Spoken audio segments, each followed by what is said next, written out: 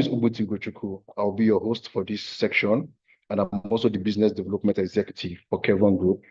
So it is an absolute pleasure to welcome professionals like you from various sectors who are passionate about taking their project management skills to the next level. So Kevron Group is a leading provider of specialized consulting, training, and certification services across health, safety, and environment, quality, and corporate development.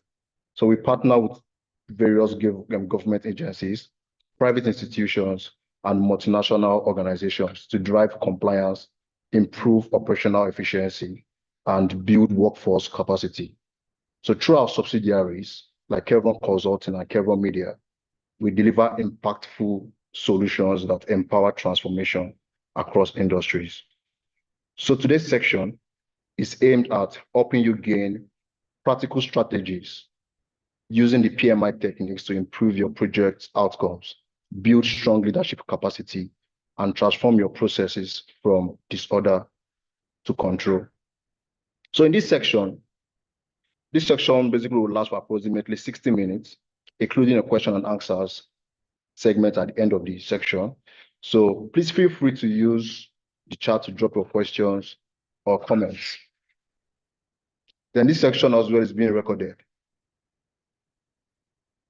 So for everyone registered, you will also get a link to this section. So now I'm so excited to introduce our guest speaker for this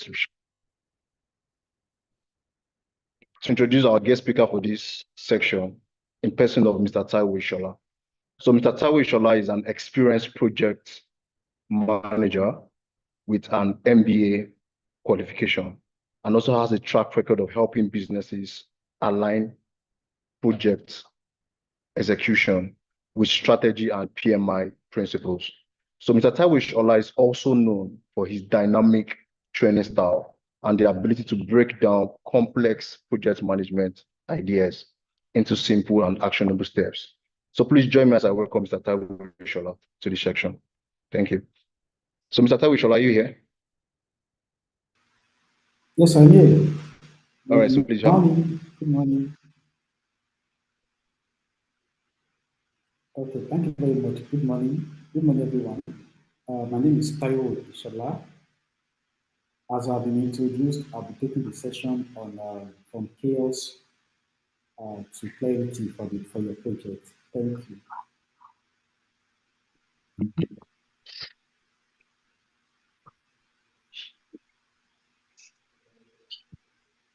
Okay, so can I proceed, please?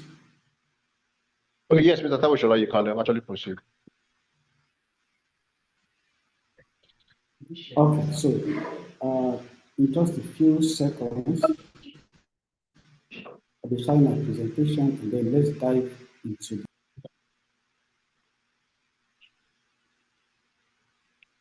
Okay, I have your slides here with us, so you don't mind, you could share with you. Okay, okay, I'm already, okay, you can share them. Okay, all right, yes, we'll just go ahead and share. Mr. Ishola, you can share. Okay, okay. Mr. Ishola, you can share, please. Okay, no problem.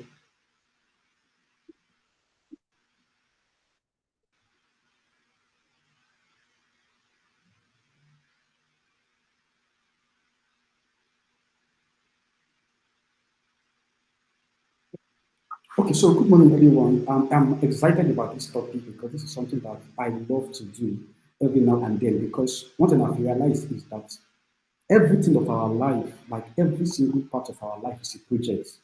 No matter what you're looking at, is a project. And the better you get at your project performance, the better your life gets, the better your career gets, the better your business gets, the better everything gets. So this is something I'm very passionate about. So I'm talking on topic from chaos to control, transform your project with PMI techniques. So we move to project chaos. What is project chaos? One of the things I will try to do on this session is to make this thing as practical as possible, like to make it very practicable, very that everyone can relate to. So let's go with what are the reasons why we have project chaos. why do projects end up as something that is problematic? It doesn't matter whether, like I said, I will make it practical. It doesn't matter whether it is a business you are running, or a project you are managing, or something as simple as an event. Why does all these things result in problem and a lot of issues? Number one is vague goal and unclear scope, which means that when you're starting a project and you are not having what is the objective of this project, and the scope is how far do I want to go. So when the objective is not clear and how far you want to go is not clear, is not clear, you will not know when you have achieved or how to achieve what you want to achieve, and you don't even know how far you want to go. So why do projects end up in chaos? Poor stakeholder communication. You can be a fantastic project manager, yet you don't know how to communicate, and your stakeholders are grumbling. So there's also stakeholder communication. Then another third reason is when there is missed deadlines and overblown budgets. You are not meeting up to deadline. It means that you have poor scheduling. Like I said earlier, some people are fantastic project manager, but when it comes to the timing, they have problems. Some is budget. Some people say, Mr. Taiwo, I don't even know how to budget. Budgeting is a problem for them. So there is chaos. Why? Because they are asking their sponsor for money, and the sponsor is saying, Azao. So some of these things are the reason why. And then if there is no money, then project stops. Nigeria is filled with a lot of project that has been abandoned. Why? There is no money. And what is why there is no money? The project manager or the project management company or someone is not being practical with projects. Then another reason is lack of risk planning. There's something we call risk management. And then there's something we even call risk management register. We'll get there shortly. Then last part is no performance tracking. It means that you are just working, you're not tracking how far have we gone, what are the milestones we are looking at, what have we done, what is left, what are we missing, and things like that. So these are the reasons why uh, projects end up in chaos. Chaos can be wastage of money, stoppage of the project has been completed, but nobody is using the project. Everyone on this call can point to at least one project that you know that has been completed and nobody is using it. All of us can point to an hospital that was built in a town and nobody uses the hospital. Why? Stakeholder communication. All of us can point to a government project and nobody is using the project. All these things are issues that arise when there is no clear understanding of project control. So let's go on to Africa. Now, how serious is this problem? Now look at the statistics. It can be very frightening. 7 out of 10 infrastructure projects in Africa face cost delays or cost overrun. It means that if 10 projects are launched in Africa, only 3 of those 10 projects will become successful. The other 10, the other 7 is going to end up. Can you see how serious this topic is? Like, can you see the reason why everyone should not just be managing project? Everyone should be a certified, a knowledgeable, a skilled project manager. So it means that no matter the project you are doing, and of course, 30% out of 100%, everyone knows is failure. So which means that Africa is facing a serious project management deficit. It means that people who are managing projects are not competent people. Now, let's look at, for example, the Nigeria's Mambila project. Mambila project is the Nigeria electricity project. For 30 years, that project is there. We'll still look at practical cases shortly. Then, what are the global scale? Global scale means that $119 million is wasted for every $1 billion investment, which is like 10%. It's even better globally because it means that going by that, it's like let's say 11%. 11% is wasted out of every 100%. You can see now why to problems, chaos, unclear scope, lack of risk management, lack of stakeholder communication, and issues like that. And then the third statistics, I'm trying to show you why this topic is important. So it doesn't look like they just gathered us together. No, these are critical issues that we must face headlong. Look at it again. 58% of projects meet original goal. It means that let's even put it at 50-50. It means that if you are doing a project, only 50% will meet up to your goal. The other 42% is you just completed it. So these are the reasons why project control is an essential part of project. Let's go on. And let's look at a case study. Now, I told you earlier that I will make this session as practical as possible. Let's look at a case study. The Ajakuta Steel Company. I don't know how many of us are very familiar with that case, but if you're familiar with that case, this is a very fascinating case of a project that was conceptualized as far back as more than 50 years ago. Until today, Nigerian government built a large steel company, yet nothing is being done. And this is not 1 billion, this is not 2 billion. This is over 8 billion. Then let's look at, in the beginning of this session, I told you what are the problem or project chaos. Now let's look at each of them. Just to give you an overview, the Nigerian government wanted a system whereby all the steel that we use in Nigeria is produced in Nigeria, which means all of us can relate. Okay, steel that we use for real estate, all the steel that we use for constructions, everything is done in Nigeria because we have large deposits of iron ore in Ajakuta, in Itape, in other places. We have large deposits of iron ore. I think we have one in Abeokuta. So the goal of the government is that the iron ore that we have, why not just be the ones to, just like same way we have crude oil, and we are trusting God for a government refinery that is operational anyway. We have Dangote refinery. The same way we also have iron ore. We're looking for a steel company that can process the iron ore into what we can use. So we don't have to export our iron ore for the same way we export our crude oil for them to refine for us. So that was the same concept now. So the steel company that came into idea. So look at it. The first problem they had, or that we had, was there was no clear objective. After 1979, it was a mill company without a scope, a very clear scope of what we want to do. By 98%, but by 1994, 98% was completed, yet there was no clear subsystem or baseline. Let me give you a very typical. So this thing does not look vague to you. Let me give you a background knowledge. If you are building a steel company in Ajakuta, you have to transport just the same way Dangote refinery is in Lagos, and you have to transport the crude oil. If you are building a steel company in Ajakuta, you have to find a way by which you transport the iron ore from Itape to Ajakuta for it to be made into steel. Once that is done again, you have to find a way to also transport it from Ajakuta to wherever it is needed. And because iron ore is a very heavy material, it is difficult to transport by road. The best way or the better way to transport it is transport it by a rail system. So all this, so it's not about building a company. That's why I said vague goal and unclear scope. It's not about building a company. You also have to ask yourself, what is the logistics part? How will our raw materials get to us? And when we finish producing, how will we export what we are producing? All these things have complete project scope. So they were building a system, yet we're not thinking of how we get the ore transported to Ajakuta. And when we finish, I would move from Ajakuta to other part of Nigeria where these things will be used.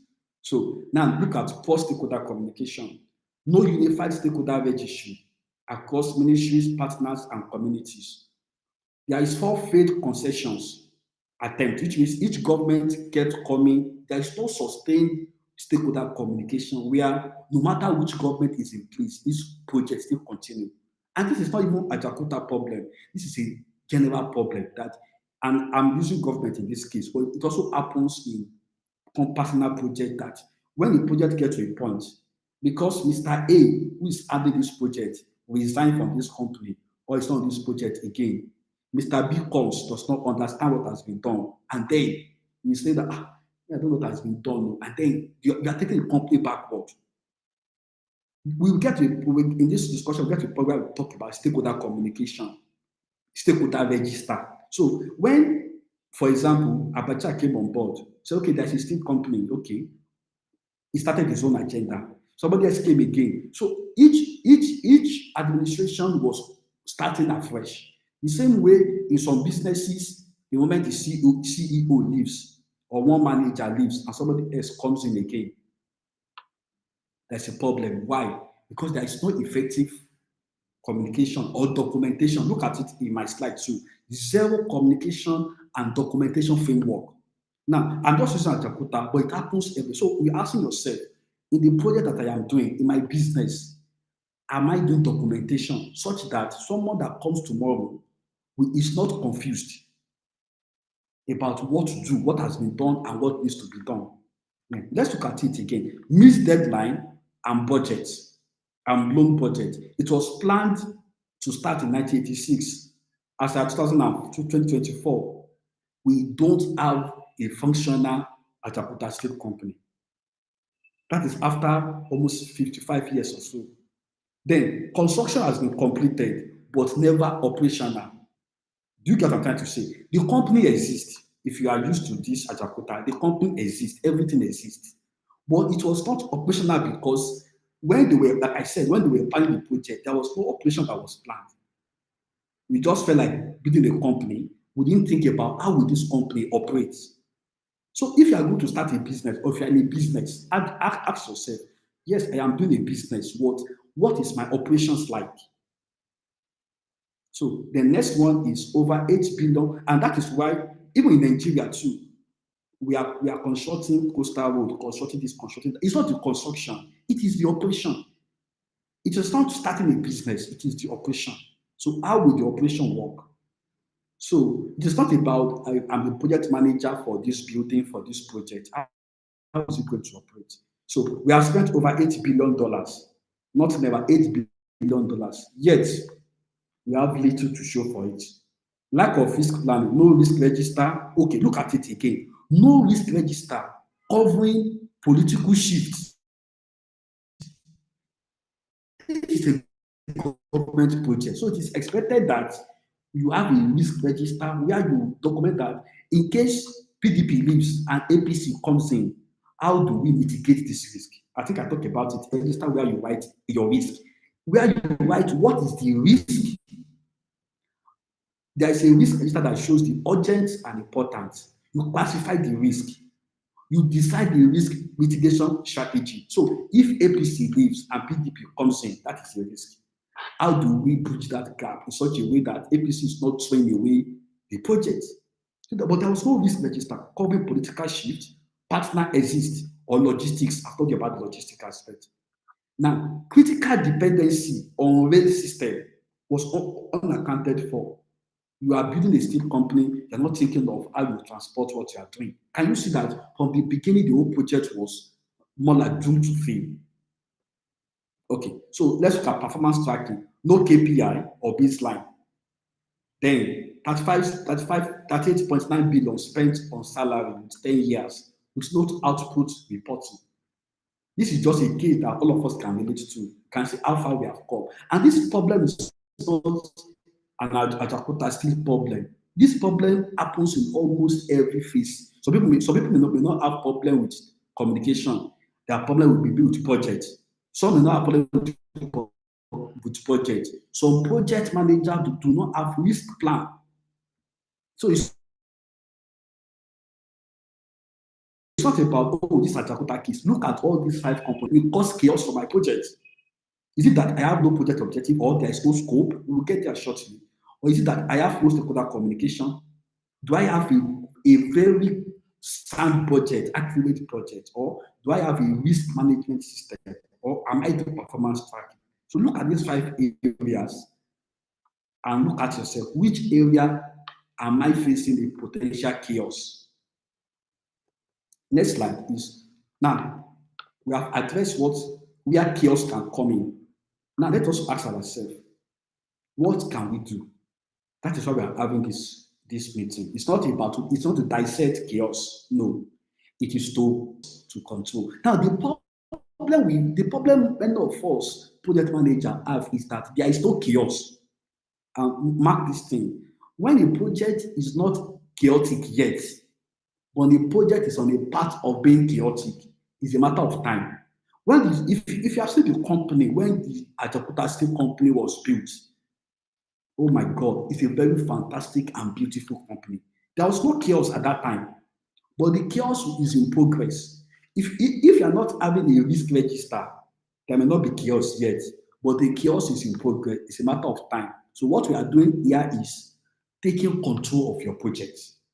Like you don't say, oh, Mr. Taiwo, no, we got to figure it out. Yes, it can be fine now. What happens when a risk happens? What happens this? What happens? So that is good goal. So now let's look at PMI. What is PMI? PMI is Project Management Institute. This is the institute that is certified to license project managers. You go to a training, an intensive training. When you go to the training, you write exam that tests your understanding of project management. When you write the exam, you get certified, which means that this person, so if PMI is giving you certification, it means that we trust this person that if this person does a project, that project will not result in a chaotic project. Or if this person manages your project, we guarantee that this person knows what he's doing. So there's a training, and then there is also a certification, and there's an exam. So they are the global leader in project management standard. Then they are the publisher of Project Management Book of Knowledge. Now, there's something we call Project Management Book of Knowledge. It's a book that details how a project should be managed. Like, there is no aspect of your project that is not covered in that book. It's a guide, like a step-by-step guide. If you want to do a project, stage 1, stage 2, stage 3, stage 4. This PMI too, they are the ones that design this particular guide. So going through the guide one by one, step by step, no matter what you are handling, either a project in Nigeria or in Switzerland or in Japan or in China, you are sure to do a fantastic work. So they offer certifications, PMP, Project Management Professional, CAPM, Certified Associate Project Manager, then PMI, ACP, Agile Certified Practitioner. So they offer different certifications based on who you are. We still get somebody saying that, oh, but me, I'm a software manager, I'm a developer. Yes, you can also build a chaotic software that nobody is using. Many of us have used some software that you're asking yourself, the person that designed these things is not thinking. Why? Because the software is solving this problem and creating this problem for you. So which means that even software developers too, they have their role, will get their shortly. So PMI is in 20 countries with over 600,000 members. So somebody is asking, so what is the advantage I have, or why should I go to the path of PMI? Like, why is PMI important? Look at what I wrote here. PMI is a structured, value-oriented discipline. All the problem I mentioned earlier, PMI catered for it. It enables you to apply knowledge, skill, and technique across domains to deliver stakeholder validated value. I know those words sounds like rhyme, but the goal is that what PMI will do for you is that it will teach you principles. Many of us are project managers by accident. We just join a company. Oh, Mr. Taiwo, you be the one to do this thing. After 10 years, he said, Mr. Taiwo is the project manager. And I'm like, yeah. But I'm not having any principles I'm following. Just Mr. Taiwo. So that government has given us a 8 billion naira to construct a bridge in Ikeja. Let's go and construct the bridge. Mr. Taiwo does not have any principles following, does not have any templates. Look at it here. Does not have any knowledge, does not have any skill, no tools, no technique. You just do a project and you are now saying that there will not be chaos. There will be chaos. So it's not just about getting promoted on your job, but going through a training, a structured, look at it, a structured, principled training that makes you competent. Now, let's look at a few points under that. Number one, It is structured across 5 process groups and 8 domains and 12 principles. What do you mean by domains? Domains means that what are the different categories where a project should function? Like there's performance domain, which means that you check a project performance. There is risk, there is team, there is stakeholder. All these parts are the different aspects of your project. Then, what are the principles that you follow? What are the principles that you follow? Like if you are doing a project, there are 12 principles by PMI. There are 5 process groups, 8 domains, and 12 principles, which means that if you want to do a project, there are 5 groups your project falls into. Then there is 8 domains and there are 12 principles. Principle number 1, be proactive. Principle number 2, communicate with your stakeholder. Principle number 3, identify the value. So all these things are principles. Then there is domain, then there is process group. For the purpose of this webinar, we focus on the process group. So which means I will take you from point A to point B. When you are doing the full PM, you will go to the domains and principles. What are the process group? Number 1, initiating. Number 2, planning. Number 3, executing. Number 4, monitoring. Number 5, controlling. And number 6, closing. So you have to initiate a project. You have to plan the project. You have to execute the project. You have to monitor the project. And you have to close the project. How do you close a project? We'll discuss that shortly. So another advantage is that PMI gives you emphasis on both the tools and the skill. There are some tools we are going to look at shortly. Some of them I will just tell you about them. You can read it up. I'll just tell you about the tools. But like it's not, see, project management is not just about using sense. It's not just about using experience. No. Yes, experience is important, but it's about having a methodology, a tool you are using. I just discussed about risk register now. That is a tool. How many project managers on this call can tell me that I know what a complete risk register is and I can design a complete risk register? How many people on this call? I know you can say this is a risk, but do you have a complete risk register with all the 8 or 10 column fully completed? So it's not just about, oh, I know how to do the project. No, it's about having to choose. So moving on is this PM management technique. It can work for anybody. Either you are a team of 2 people or you are a team of 1,000 people. Somebody saying, well, Mr. Taiwo, we are just 5 in our company or we are just 5 in our business. Do we need to do project management? Yes. This PMI is not just for Tata or Dangote company or urban shelter. No, it's for even small businesses of 2 people, 3 people. Then it's globally validated. It means that the principle you will learn is not about construction or government or health. It cuts across every sector. That's why I just told you now that even software, we'll get that short, even software, they have their own project management standard too. Then it is adaptable to predictive, agile, and hybrid model. So we will look at those 3 aspects shortly. So now we are starting the real PMI technique. Now I've told you about the chaos and I've told you about the PMI. Now let's now look at the practical ways by which you start a project. We are discussing control. This is the second part now of this webinar. We have looked at chaos. We are looking at control. Now the second part is axis of control, the PMI triangle. See, the moment you understand this triangle, if this is the only thing you are able to understand on this call, you are good to go. Now, for you to have a good control of your project, these 3 things must be settled. Number 1, ways of working. Number 2, power scale. Number 3, business acumen.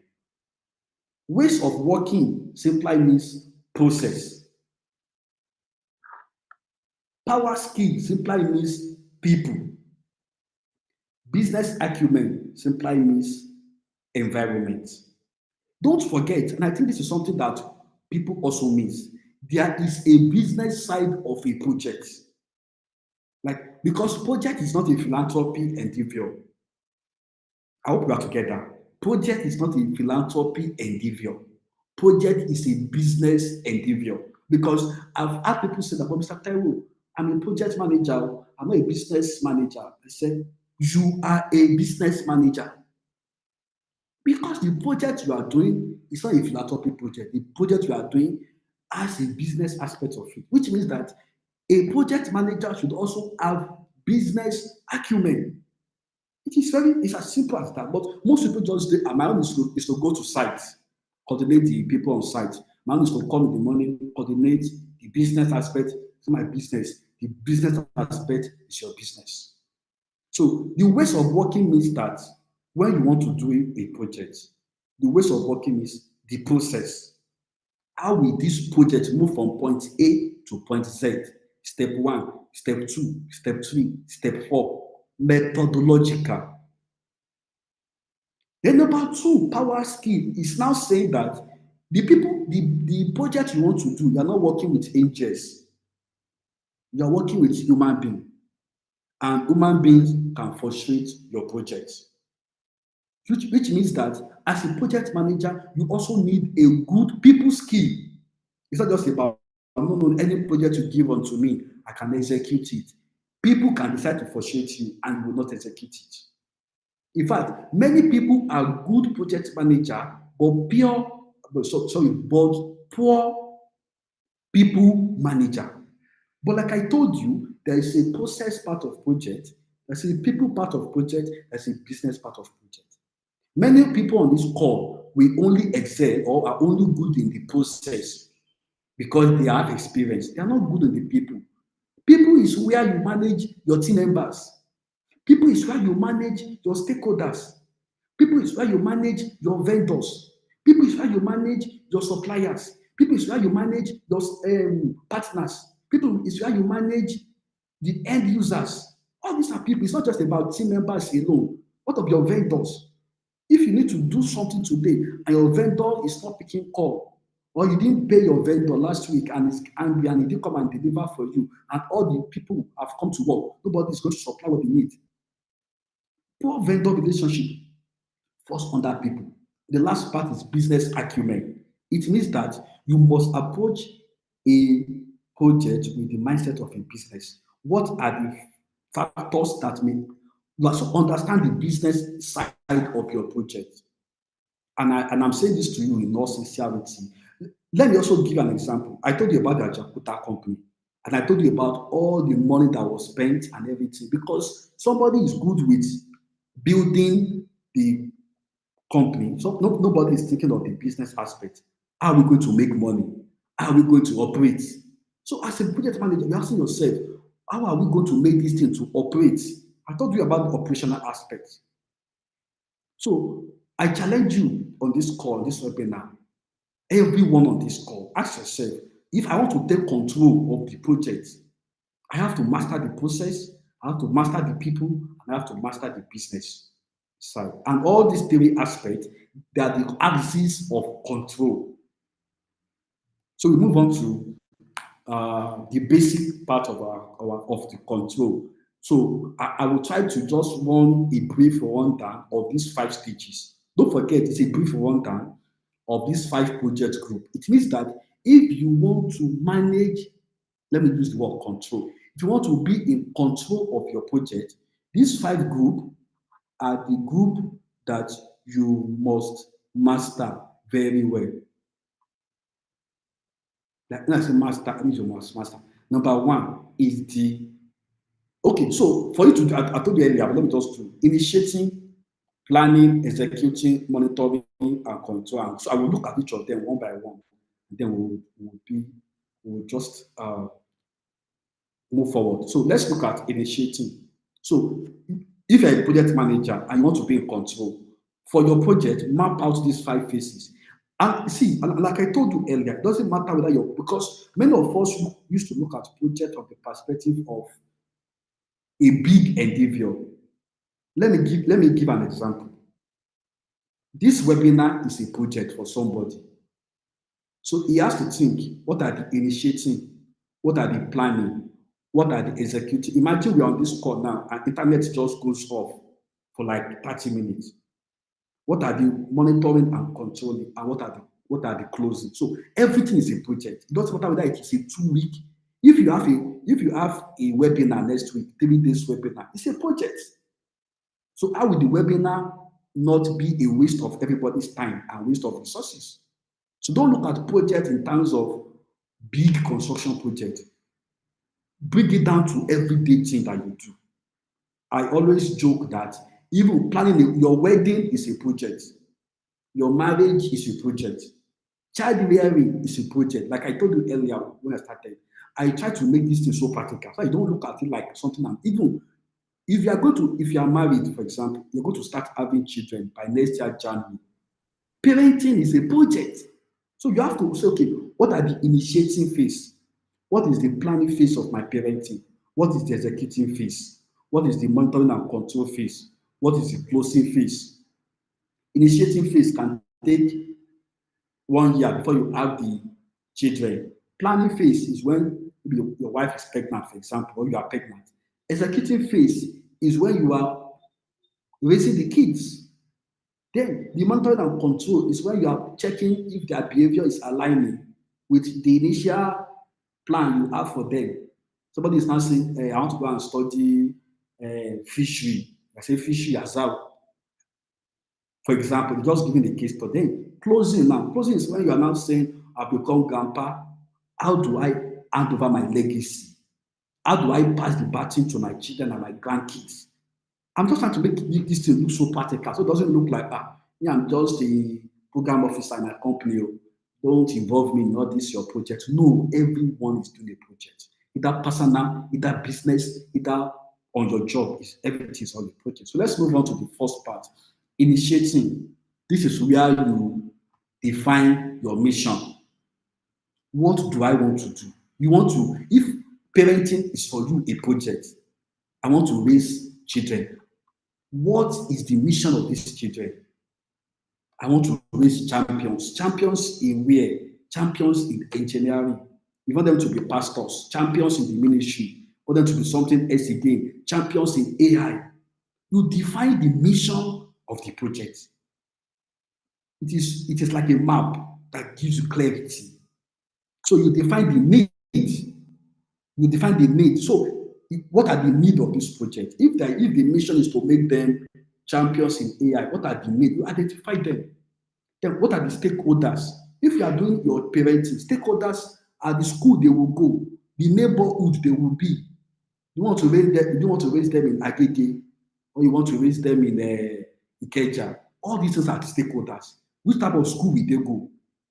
Then we identify the need, the stakeholder, then you now move on to project charter. If you want to, let me get an example. This webinar now is a project by Kevron Group now. So there's a mission. To do that, they define the mission. This is the webinar we want to host. They define the need. The need is to train people on project control. Then they identify the stakeholder. Who is the stakeholder? Mr. Taiwo. Then they develop the project charter. What is a project charter? A project charter is a document, maybe 1 or 2 page document that detail the project objective, stakeholders, just one few lines. Project, webinar, for example. The stakeholders, the host, the speaker, the participants, the internet provider, maybe Starlink, electricity supply, who those people in charge. Then you now have a charter. Which date? Then so the charter is what shows the overview, more like project overview. Then for this thing, what are the things that I told you earlier that the beautiful thing about going through a project management process is that you have tools. So once you have done the initiation, you have what we call project charter. You have what we call project register.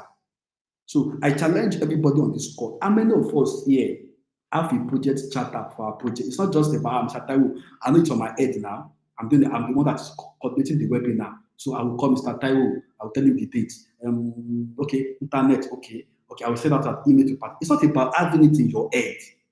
If it's in your head, everybody can have it in their head. It's about using a tool, a methodology. When you put it on a charter, you look at it, you can spot some issues there. That's why I said project management is it's not just about the knowledge. It's about the tools you are also using, practicality. And that is one thing why maybe people in the Western world are better than us. Because everything has a tool they use. It's not just about, I know now, my grandfather is the one that taught me how to fight. My great-great-grandfather was a bricklayer. My grandfather was a bricklayer. My father was a bricklayer. I started going with my father to bricklayer site since I was 1 year old.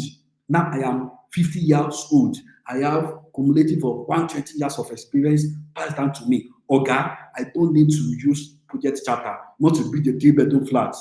Where is the land? I'll build it for you. Don't do that for me. Go and build your project charter. I say, Oga, project charter, Oga, me, I don't do project charter. I can build for you. That is the beginning of project chaos. Because you will now go and build your bedroom, which is now looking like kitchen. And you're like, Oga, what is this place? That is bedroom now. Bedroom for what? This bedroom is too small. I know, Oga, it's not too small. If you put bed there like this and put wardrobe here, you see now you and the big layer. I don't know how to call you.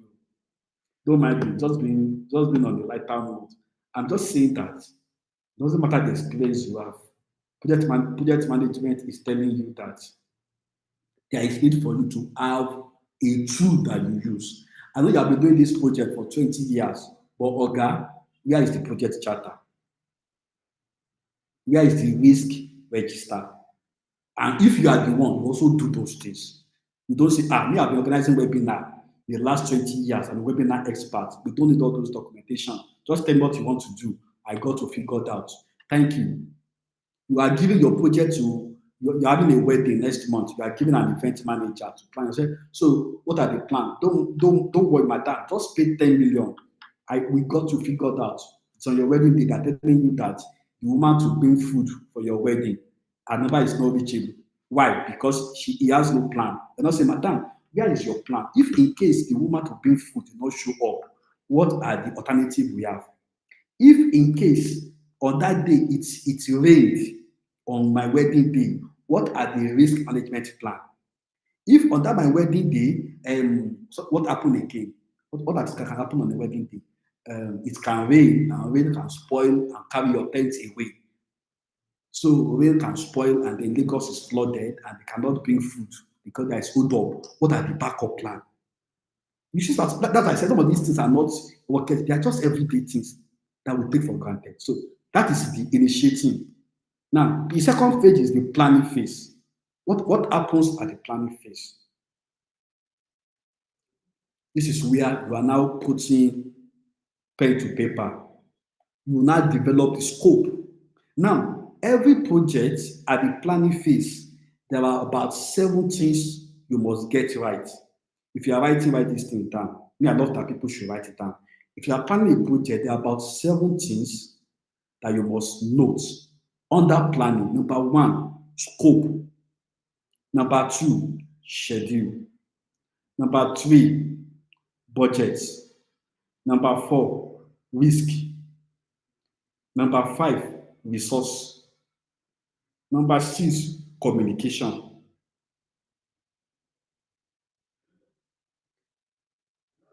Now, why am I saying all these things? I'm saying all these things with all sense of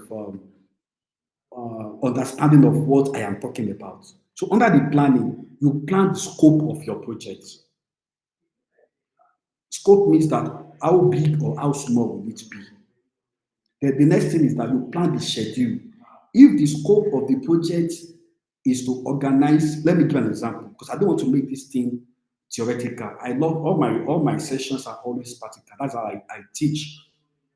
If the scope, you have a wedding, the scope of the wedding is to accommodate 500 guests. Many people plan wedding, they don't plan how many people they are expecting. People are not saying, I went to their wedding, I did not eat food. Why? They don't have any scope. So you have a project. What are the scope? This is the scope of the project. 500 people wedding. You are planning family as a married man. What is the scope of your family? 3 children. Not that as much as God gives us, so the fruit and multiply is the instruction. Bro, go and plan your scope. Scope means how much do you want to do? What are the boundaries of what you want to do? Scope means you get the numbers right. You get that is the number. Scope, you get the numbers right. You get the quantity right. You get the amount right. Now move to schedule. So you know the scope now, go to schedule. Schedule is where you plan with time. Don't forget, schedule is not planning.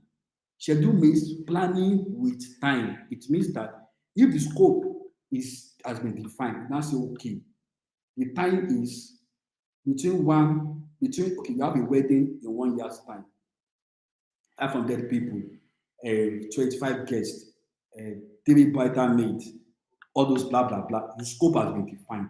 The schedule is between January and February. You draw the plan. February and March, you inform people that we attend. March and April, vendors for feeding this. April to May, you book the venue. May to June. These things are very practical. That is why people do projects, even something as something as simple as wedding. People say, issues happen. Why? Because somebody is not planning schedule.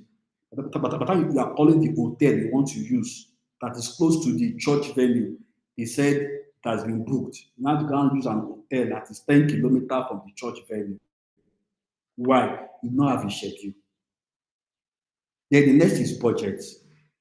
What will this thing cost me? If this project I am asked to do, what are the budget implications? Okay, this webinar I am planning for Kevron Group, what is the budget implication? Okay, for the internet, we need 5 gig. For this thing, we need this. For this thing, we need this. What are the budget implications? Then what are the risks? That is the fourth part of your planning phase. And all these components, all put together, all these components you see on my screen, you must have a plan for them. You must have a scope management plan, schedule management plan, budget management plan, risk management plan, resource management plan, communication management plan. So then the risk is risk management plan. So you have a risk register. So you sit down and say, this webinar I want to do, what are all the risks that could happen? Number one, the host, Mr. Tao's network will be fluctuating, is a risk.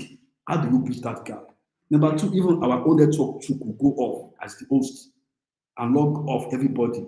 Number three, attendance may be low. People may be at work, they don't have time to attend. How do we cushion that? Number four, that is just an example of webinar. If you are doing a 2-week capacity building workshop, you also have to decide, okay, what are the risks that could happen? Vendor failure, supplier failure, team members failure, a lot of things. There can be fire outbreak. What if you wake up today and the venue you plan to use for your event, federal government said they should cancel that venue? What will you do? Then you have to have a risk, and I will talk of that under risk register. Okay. Then the resource means that what are the resources you need? Resources are in 2 aspects: human resources, material resources. Human resources too are in different aspects. Under human resources, you have the stakeholder, you have the sponsors, you have the partners, you have your team members, you have your community. Let me give you an example. I always say this example. If you are planning to do a wedding in Agege,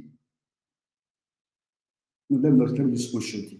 Plan to do a wedding in Oshodi, and you don't have a proper management plan, the chances of that wedding holding is 0. Why? Because Agbero boys will help you, and you are planning the wedding in a field. Agbero boys will help you to scatter that wedding. So when you are planning your resource management, you have to plan, okay, who are the stakeholder? One of your, I say this thing, if I have to take a full class, a full training, I tell them that one of your stakeholders are the community where your project will happen. Community people can frustrate you. You can get to your wedding and the Agbero boys start breaking the vehicle of people. And the Agbero boys say, Mama, if you don't settle us and give us 5 cooler of jollof rice and 1 cooler of meat, nothing will go there today. My sister, nothing will go there today. If you go and call the police will tell you that, settle them now. Madam, you too, you are stingy, settle them. So when you are planning your resource, you are planning your stakeholder, you are planning your community people, you have to plan for your community. This project I am doing, how will it impact the community I am doing the project in? You want to build a coastal highway between Lagos and Calabar. You are not thinking of the fact that you are going to demolish people's house. You not demolish people's house, they are not protesting. You are not saying, why are they protesting? Because you do not do your stakeholder mapping. As simple as that. So then the last is communication plan. And communication plan again is not as let's just communicate. Every of your stakeholder, you have to need a communication for them. The way you communicate with your team members, that's not the way you communicate with your vendor. The way you communicate with your vendor, it's not the same way you communicate with your partners. The way you communicate with your partners, it's not the same way you communicate with your the host community. So that is very important. Then you move on to, and like I told you, project management does not believe in knowledge alone. Project management will always tell you every knowledge has tools that you must use. What are the tools you must use? The first one is WBS. WBS means work breakdown structure. Work breakdown structure. It is used for scope planning. When you want to plan your scope, you have to plan, okay, what amount of work am I going to do? Once you know the amount of work you are going to do, you now break down the work into different structure. I want to do, so it is more like your parents, okay, let me use, you want to clean the house. You said this Saturday, I'm not going to go to anywhere, I will clean my house and make my house to be very neat. That is a project. But cleaning your house is a project. You now need to do WBS. You break down the project into different structure. The first thing I will do is that I will carry out everything and pick it outside. That is the first work. Second work is that I will, because you cannot also, for example, be sweeping or be mopping without sweeping. So after I bring out all the furniture and everything, I will now go and do the cobweb. So I finish doing the cobweb in the house, I will now sweep. Third work. After I finish sweeping, I will now mop. After I mop, I will now on fan to make it to dry quickly. After it dries, I will now bring everything back inside. What have you done? You have break your work down into structure. That's what that is used for. Then we have Gantt chart.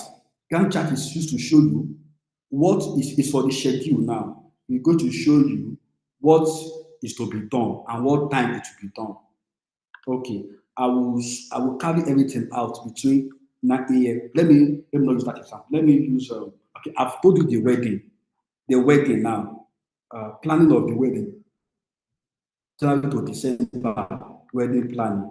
Sorry, January to February wedding planning. February to March printing of flyers. March to April informing well wishers. April to May securing the venue and vendors. That is a Gantt chart. Then chart RASI. This chart is used, this RASI is the abbreviation of responsible, assigned, concerned, and informed. It is used for stakeholder. Now, I told you there are about 10 categories of stakeholder. For every project, there are about 10 categories of stakeholders. I've said it over and over again. Your project sponsor, project partner, team members, vendors, suppliers, community, government, regulators, and a few other categories of people. But for each of these stakeholder, your relationship with them is going to be different. You will not be related. For example, if you are building a 10-story building in Abuja, one of your stakeholders is the FCT administration. One of your stakeholders is the National Agency of Town Planning. They can come and draw one red sign and say demolish this building. So your relationship with each of these stakeholders have to be managed using a chart.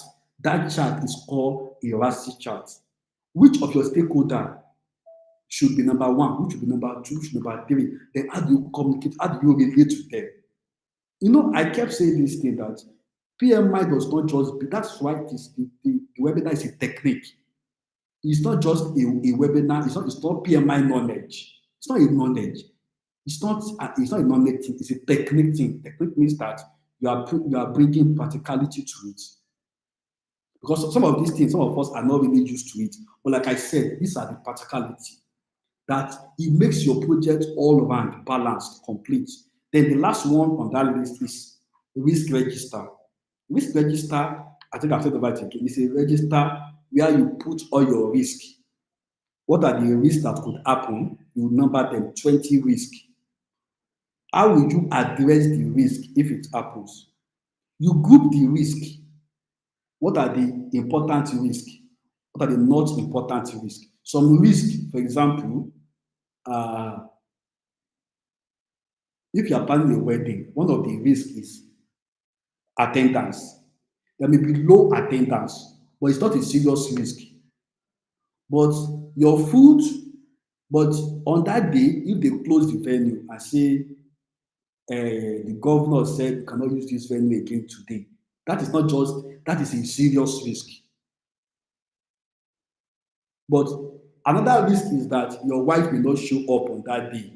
That is a very, very, very, very serious risk. I'm just trying to be jovial. But what I just mean by that is that all these are things that you put in your risk. It's not just about identifying risk. You have to identify how serious are they. There's also a register used for that. Serious, like high risk, low risk, medium risk. Then you now have what you call a risk owner. You as the project manager cannot be the one to handle all the risk. No, now. So if this risk happen, who is the risk owner? For example, in Kevron Group now, there is a manager, there is a director, there are different people. But the director of Kevron cannot be, he must know all the risk, but he can't be the one to handle all the risk.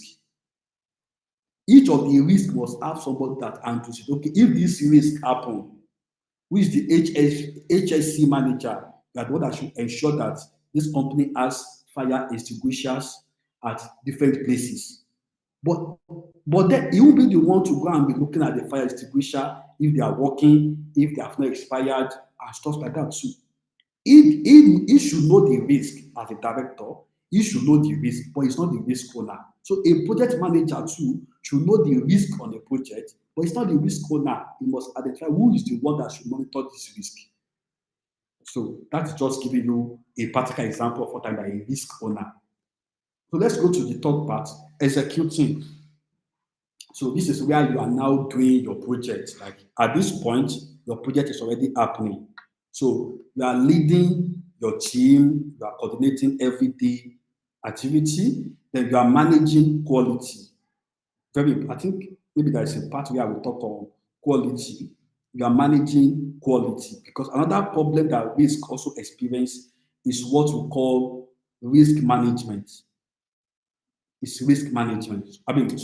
Quality management. Because you can do a risk that when you finish, you can do a project that when the project finish, we are asking ourselves, it does not even, all of us have attended an event that when you finish, you are asking yourself, what is this event all about? Why? Because there was no quality.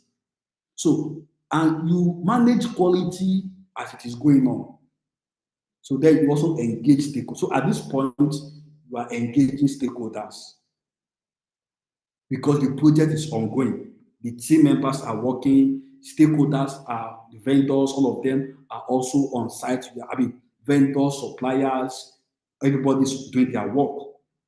Then you're also managing the quality. Then what are the outputs here? You have deliverables, you have change requests, and then you also have what we call team performance. You're also measuring what is the performance of your team. Then the fourth aspect is monitoring and control. Now, the first thing on that one is compare actual value versus planned value. One of the things that you do in a project is that you have to define value. What what is the value of this? What is the value we want to gain for this project? Like, what is the value we are looking at? So this is very, very important. A minute, please.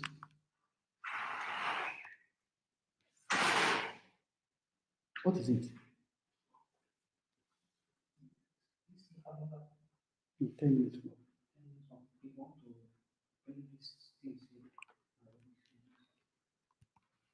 Okay, so thank you. So you're looking at okay, this project we are doing now. How do we ensure that all the value we plan to gain from this project, we actually gain it? So because you can have a clear objective, you can have a clear scope, but along the line there can be deviation. So what you are doing at monitoring and controlling is that there is no deviation from the original scope. All of us, or maybe some of us, have experienced that you give a project manager on a site and say, this is the plan of the building. And the people will now start doing the construction and will do whatever they like. You can hire an event manager for your wedding, and the event manager is doing whatever, and you're like, no, no, no, this is not how I want the wedding to be. This is not how I want it to be. This is not the decoration. This is not the type of venue I want to use. The same way, even for this particular event, this is a webinar. There should be quality on this webinar. Okay, this webinar was the host, myself, was the host, was that quality? Was the thing we planned out on this, did we achieve it?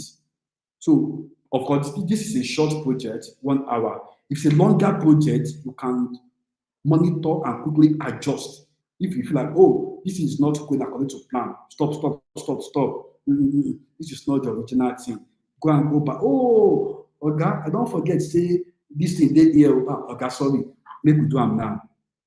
You get that kind of thing that people do, like, or that managers do at times. So you have to be monitoring what they are doing. And then, what are the tools that you use? Number one, and EVM. EVM means and management value. You can't see the slide again. No, it's showing on my own end. Please, can you confirm you can see the slide? Yeah, we can We see can it. see the slide. We can see it now.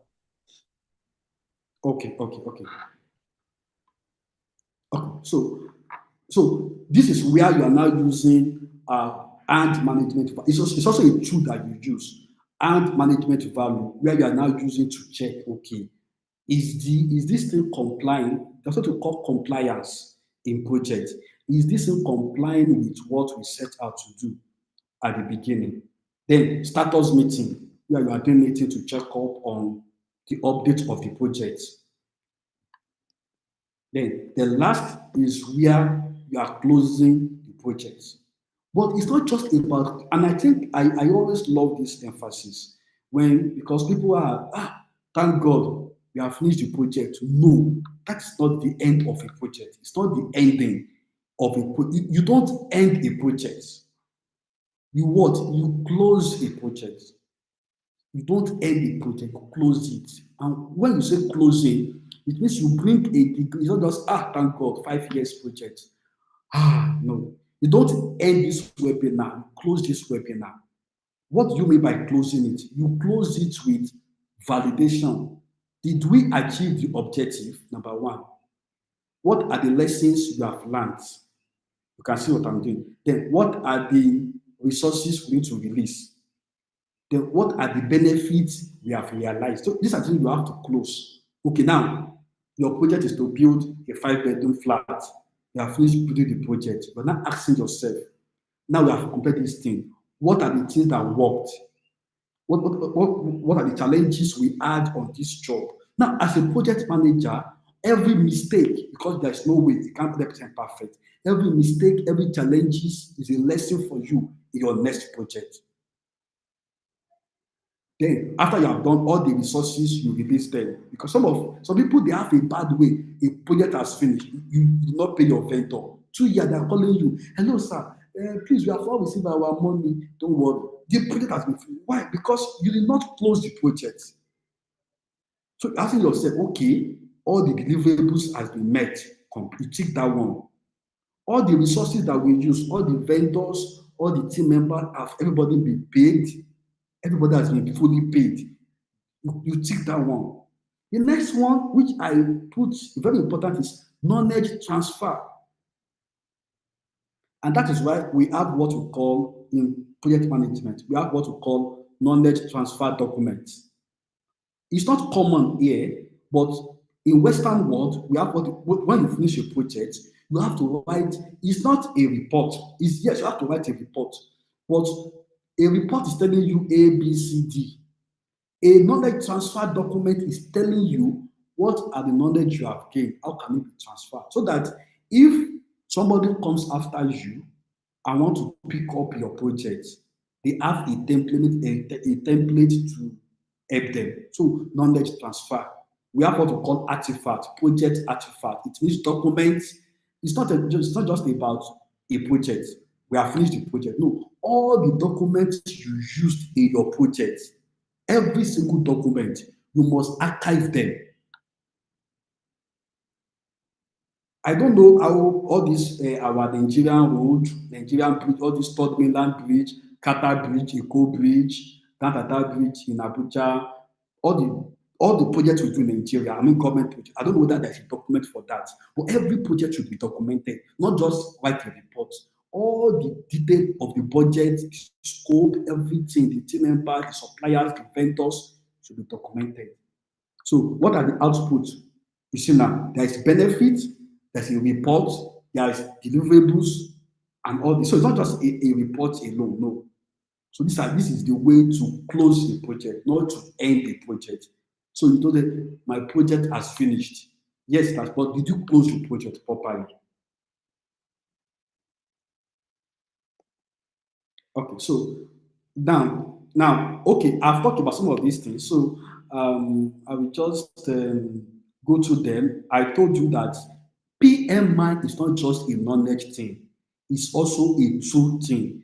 Now, if some of us on this call, maybe some of the things you will pick away that will even encourage you to go for a full PMP is the fact that yes, Mr. Taiwo is correct. I have the knowledge, but I don't have the tools. And the tools are important, in all honesty. It can make a difference it can make a whole lot of difference. So one of the tools, all this one on my screen, they are not all the tools. The tools are so plenty. When you do the full PMP, you understand. But for a brief overview, I just put about some of the critical ones. There is the project management plan, the blueprint for execution from A to Z. All the initiating, planning, starting, monitoring, closing. Like I told you earlier, scope as a plan, everything, all the tools. Then WBS, I've explained to you, work breakdown structure. Then the RASI, I've told you, responsible, assigned, concerned, informed. It helps to clarify everybody's role. So everybody know what their job is.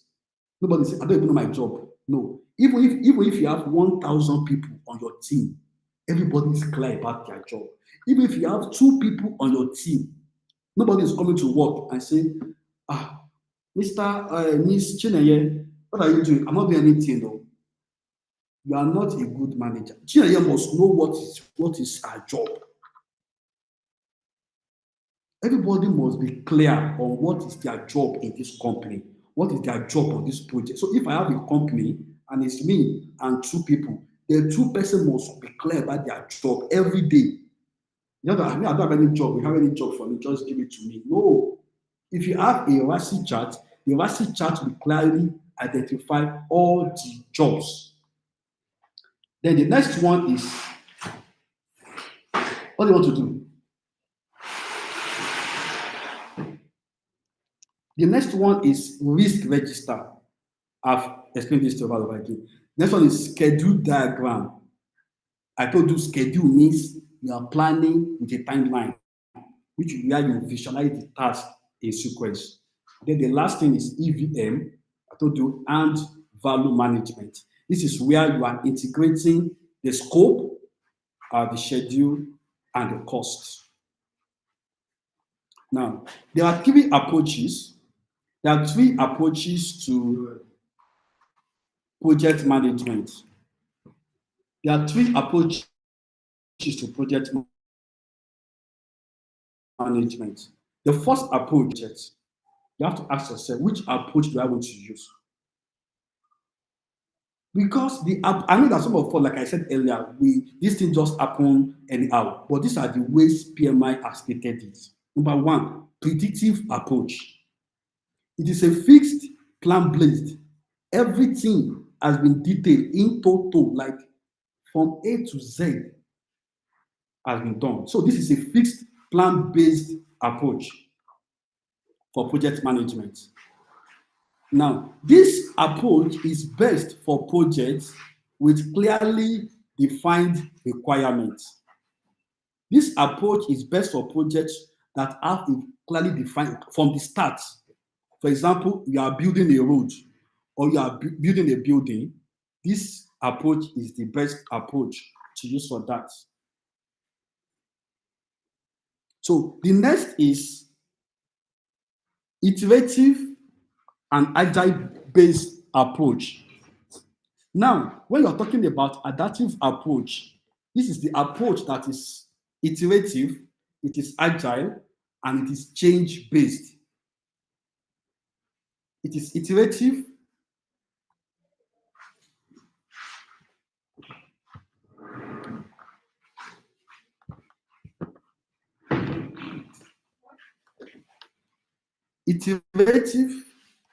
agile, and change based. It means that this approach, and I will explain all of them in a very particular time.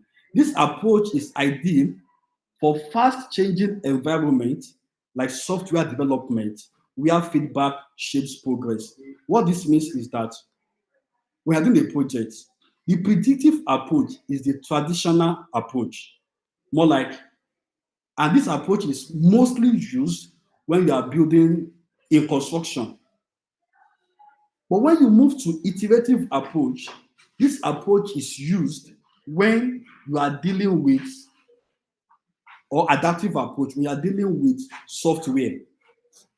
Now, I will take like a minute to explain the difference between both type of approach. Like, I will just try to explain the difference between predictive and adaptive, so that everybody leaves the call with very clearly the understanding of these two. Now, predictive, under the predictive, everything has been set. For example,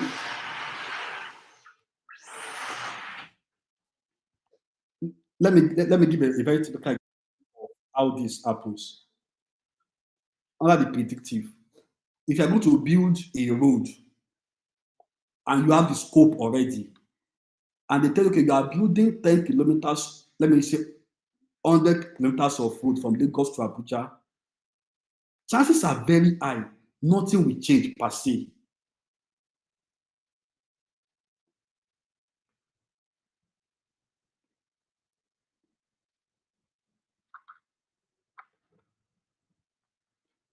Sorry, a minute. I think my video is off. Sorry, a minute. Let me.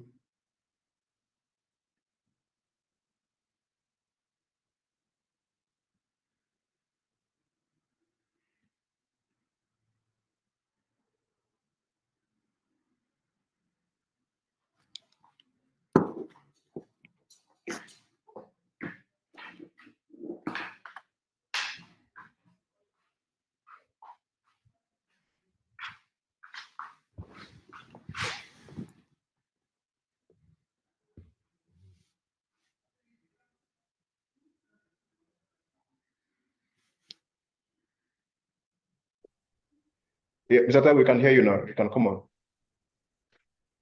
Okay. All right, thank you. My screen should be okay. So when you're working with predictive approach, I was trying to just explain the difference. Is you are working with a project that the scope has been clearly defined. Like you want to build a road, 100 kilometers of road from Abuja to Lokoja. But when you are dealing with software development, in such an environment, you are going to be dealing with an adaptive project approach. Why? Because software environment, number one, you have to iterate.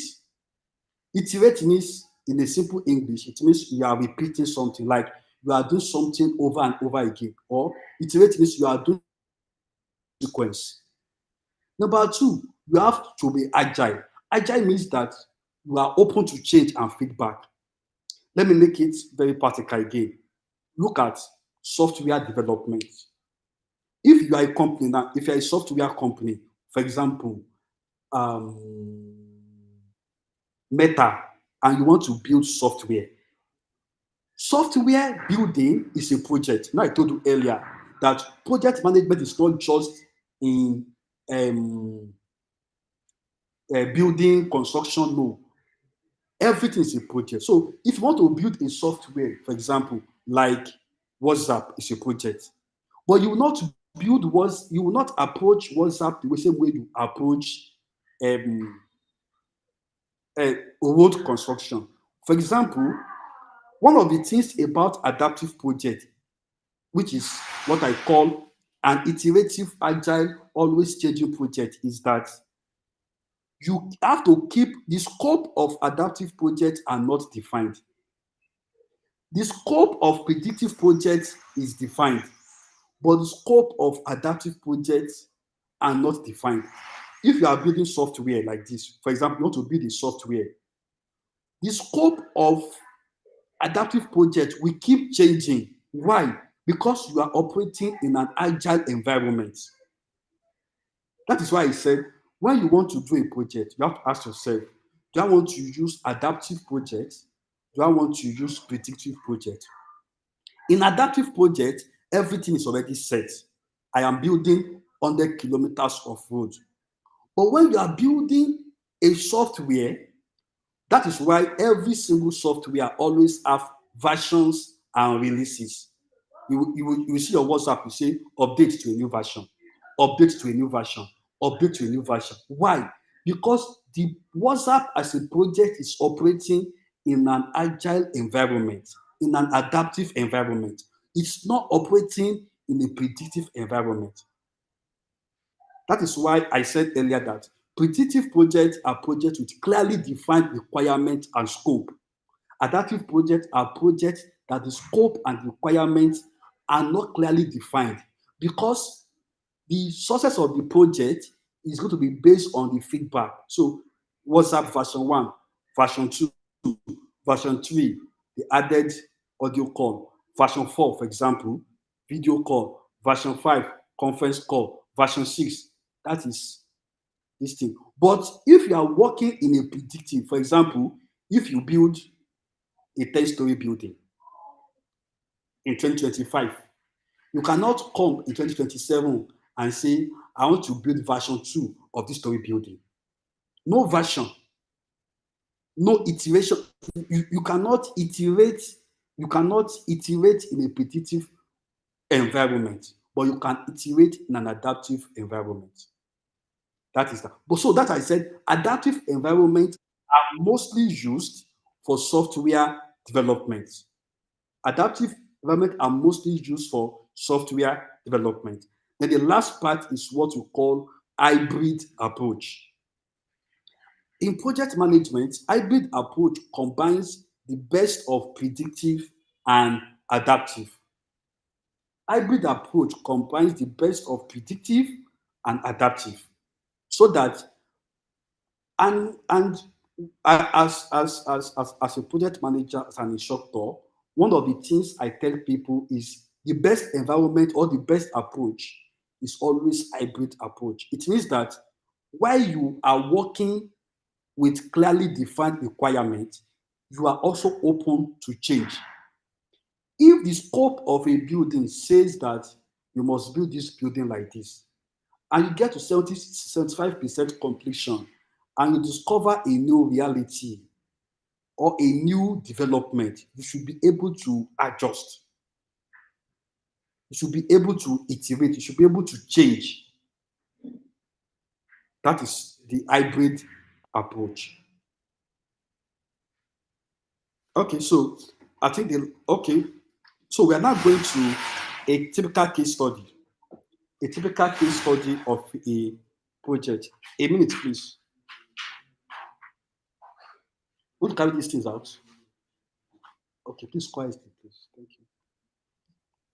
Okay, so now a typical case study is the Dangote refinery project.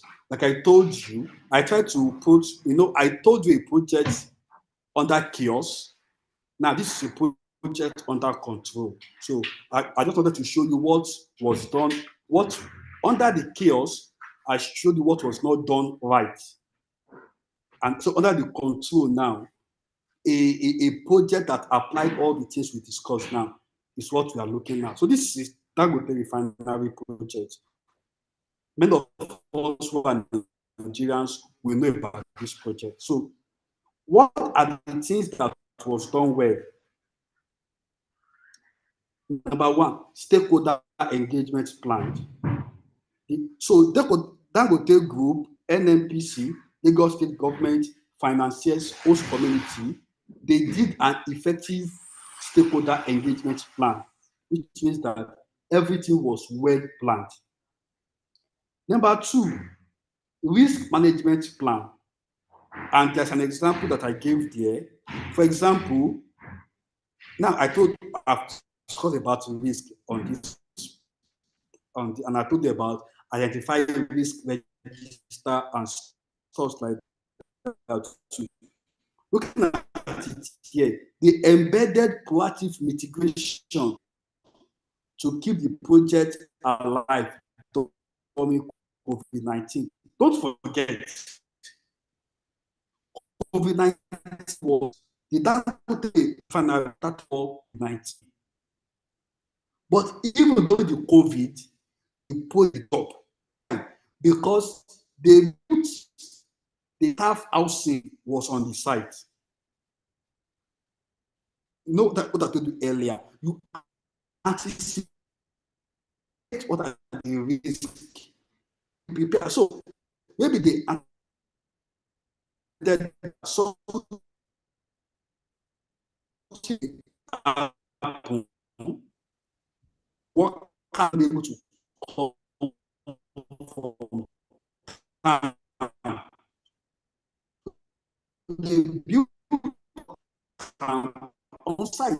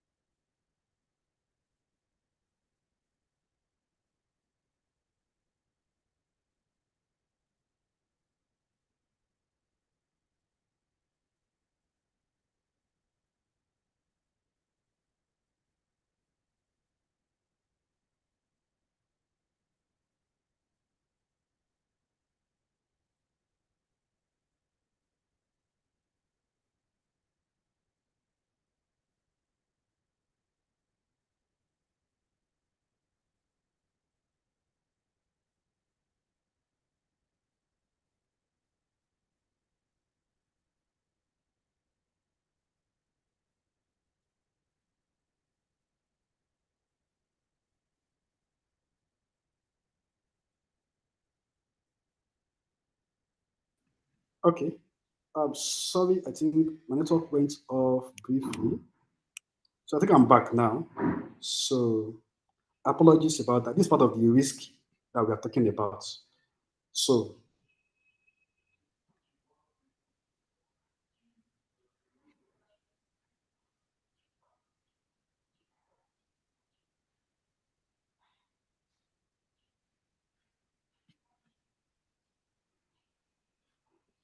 can you confirm you can see my screen now? Yes, Mr. Taiwo, you can go ahead and see your screen. Okay, thank you. So I was talking about Dangote project where he won an award. Was I audible up to that point?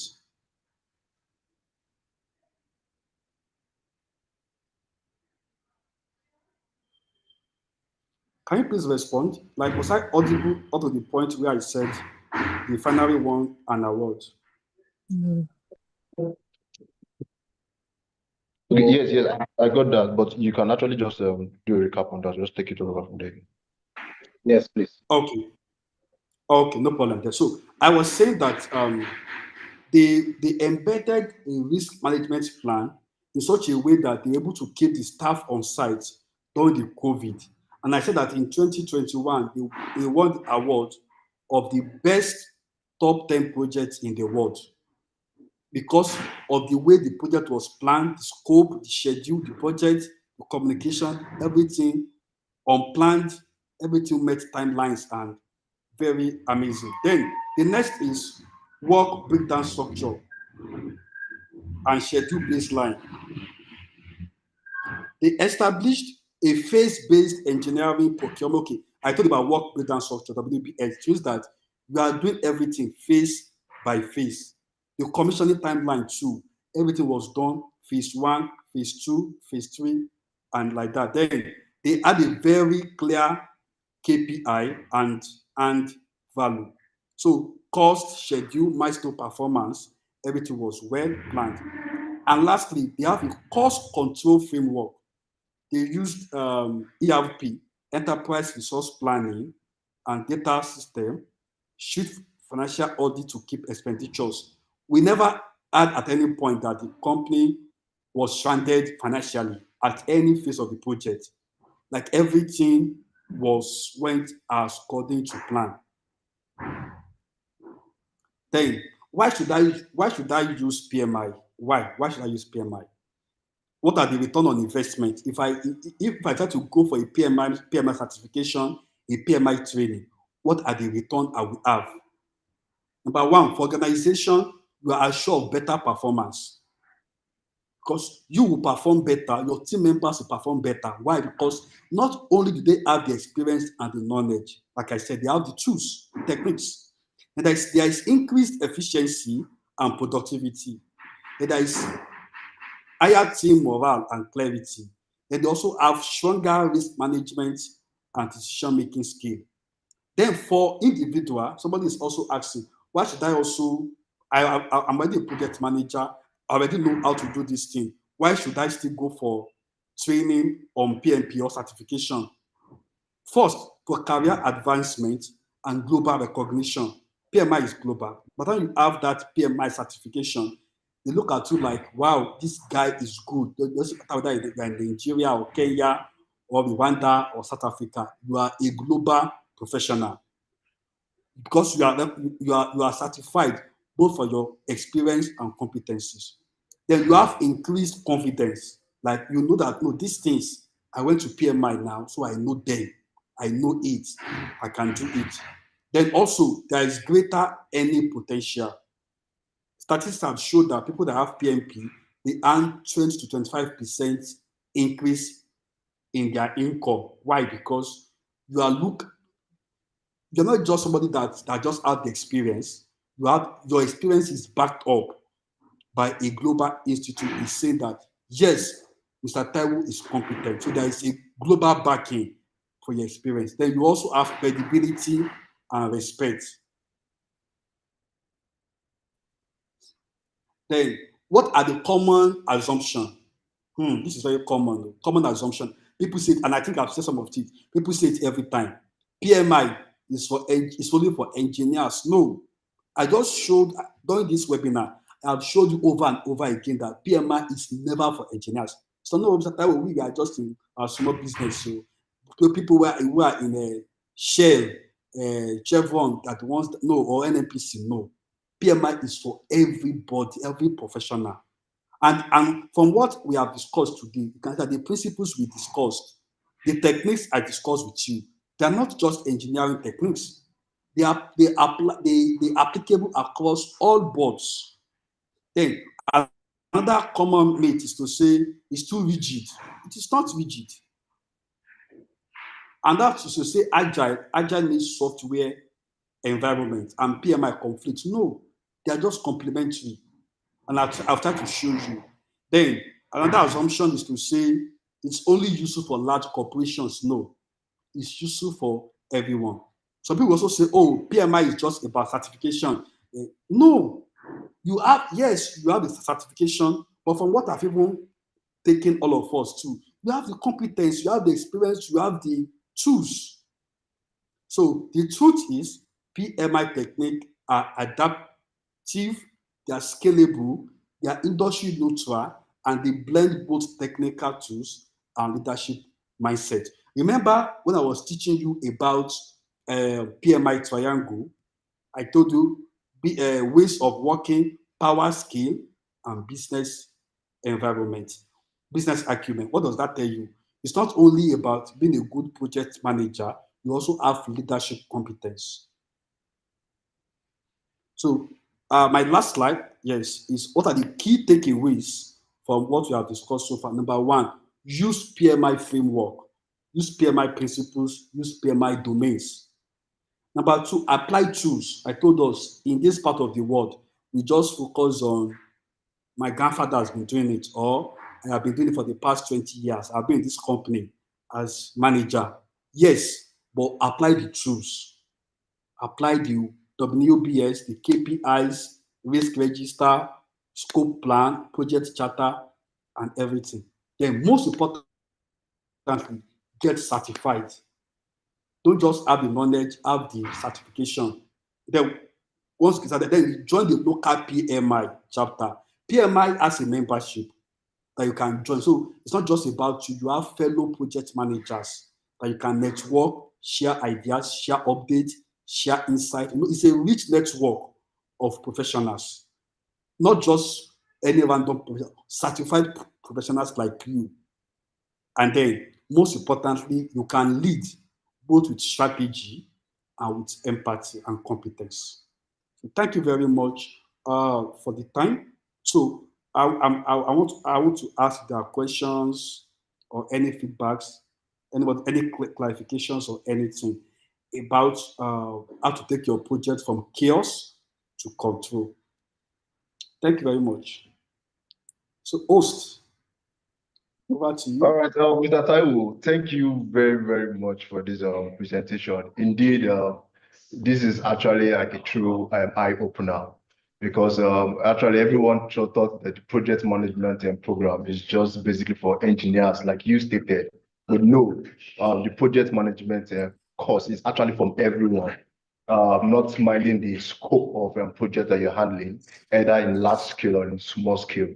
So thank you for actually highlighting this. And then most importantly, thank you for highlighting the main importance of using the PMI skills in carrying out your project. I can say, like, I would also say this, I think there was a time I was actually opportune to come on a project without any basic knowledge of project management. And even when I got on that project, I was lost. I was lost, and I can remember in the introduction of this your presentation, you made mention of communication gaps. I think one of the major problems actually I faced in that project when I came on board was there wasn't any proper communication as to what to be done. And when the project started, I just noticed that a whole lot of things were actually going left, weren't carried out properly. So there was a need for me to just call for order, and then we had to discuss this. And there was a clear outline the scope of the project, and you were able to actually just clarify that or to just ensure that that project comes out fine. So basically, project management is essential for everyone, like you stated, taking into cognizance the PMI techniques. So thank you very much, Mr. Taiwo, for that. But I would have this question for you, and I don't know if our online audience or the online viewers actually have questions. Please, the chat box is open. You can drop your question, or if there's any need for clarification, or you can just drop your comment or your question in the chat box. But for Mr. Taiwo, this is it for me. For organizations that are just starting to adopt the PMI techniques, like what would you say is the most critical first stage or the first step of this?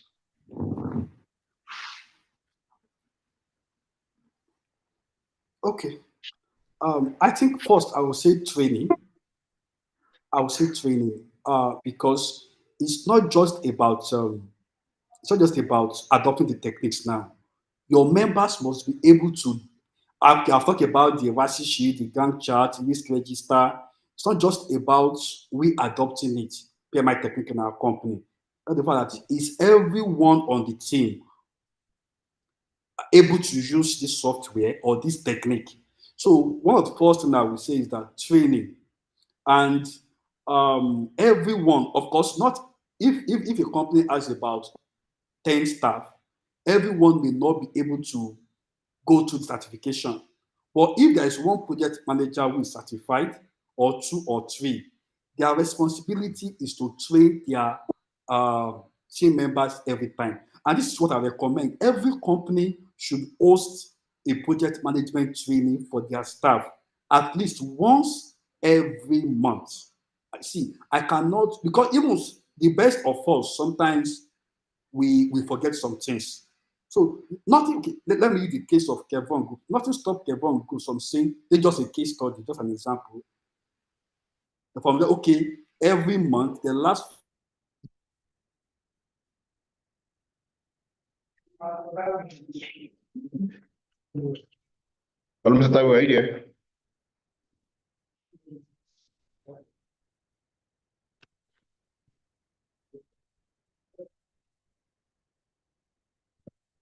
Mr. Taiwo.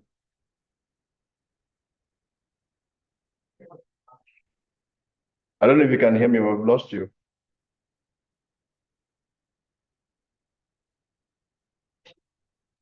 Okay, all right. Please, we're actually very sorry for that network glitch. I think we will still have to come back to Mr. Taiwo.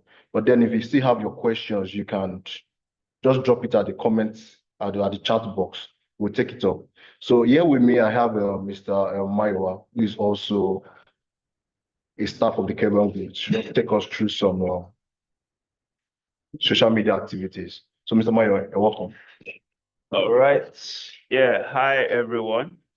My name is Oluwamayo Oseni from, I work as social media monetization specialist for Kero Media Limited. So if you're enjoying the session so far, the learning doesn't end here. At Kero Group, we're building a vibrant online space where we share HSC insights, wellness tips, industry tips, and industry tips HSA inside industry tips and even sessions like this. So what we love you all to do right now is to follow us on any of our platforms or all of them if you're feeling generous. So we'll be sharing a QR code on the screen that you can scan and follow us. And if you're using the same device, you might need to just click on the clickable links that have been dropped in the chat box, and that will just direct you to our social media pages. So either you scan the QR code or you click the links in the chat box. There are 6 platforms there, from TikTok to LinkedIn, Facebook, and the likes. So connect with us there, grow with our ever-growing community. And would like to give you a shout out as you follow us. So if you followed us, you can drop IHF1. IHF simply means I have followed one, that's if you followed one platform, or IHF2 if you followed 2 platforms, or IHF6 if you're feeling generous and you've followed 6 of our platforms. So as you do that, I'll be giving shout outs. I'll be checking the chat box for those of us that have done that. So yes, please do well for the next 1 to 2 minutes, do well to connect with us on those links. from LinkedIn, YouTube, Instagram, Facebook. We are live on all these platforms. So like I said, if you have followed us on any of these platforms, just drop IHF1, meaning that you followed us on one of these platforms, or IHF6 if you have followed us on 6 of the platforms. So I'll be checking the chat box to see anyone that has done that, and I'll give you a shout out. So IHF1, IHF2. So check the chat box, you see the links to our social media pages. And on the screen, you'll see the QR code being displayed, which you can scan, and it will directly take you to our pages. Yes, so the link has been dropped again in the chat box. So for the next 2 minutes, please would like you all to connect with us on social media. Trust me, you will not regret it. We share industry tips, fun content. We can even show you some of our clips or the kind of content you should expect. I think you should even make mention of one of the challenges that we jumped on, which is I think it's still trending. Yeah. It's one of the social media activities that we carry out in Kevron Group, just to show what we actually do. All right, I think we'll be sharing that video right now. So, new message. Oh, yes, Mr. Ikechukwu Azu. I hope I got that right. IHF2, meaning you followed us on 2 platforms. So big shout out to Mr. Ikechukwu. Thank you so much. Thank you so much. Welcome. Welcome to the Kevron community.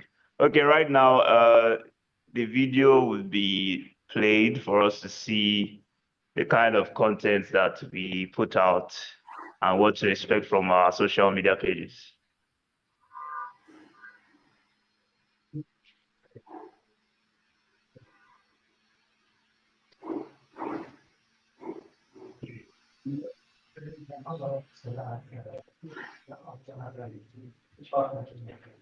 Shout out to the team, another successful EMS and gas plant trading in Florida gas platform, and the people that we got it's no use in like. It's not sharing. It's not sharing.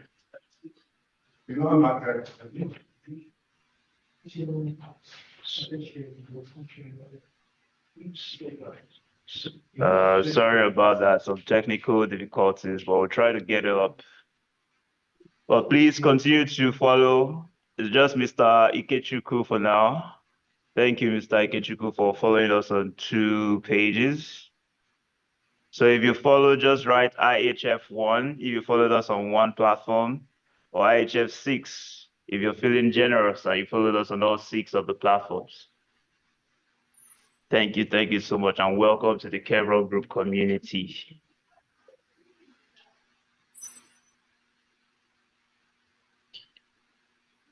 Okay, so while the media is still trying to sort that out, and Mr. Shola is back online. Media, are you ready for us? Oh, wow. Yeah, Mr. Bayonle Arima Yoladoja, yes. IHF4. Wow, that's a big one, Mr. Bayonle. Following us on 4 platforms. Thank you so much. Welcome to the Kevron community. IHF4. Is there anybody that can beat that IHF4? We're looking for IHF6. So please do well to connect with us. Yes. Media team, are we good?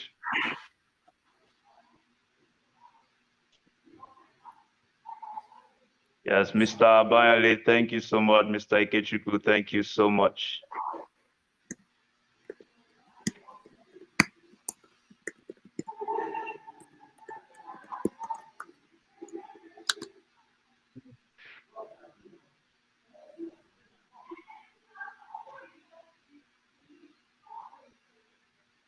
All right, it seems we're facing some technical difficulties with sharing the video. Well, thank you all for for giving us that first. We hope to see more of you guys. I'll be handing it back to the host. Thank you. All right. Thank you, Mr. Mayo, for coming in for that social media review. So,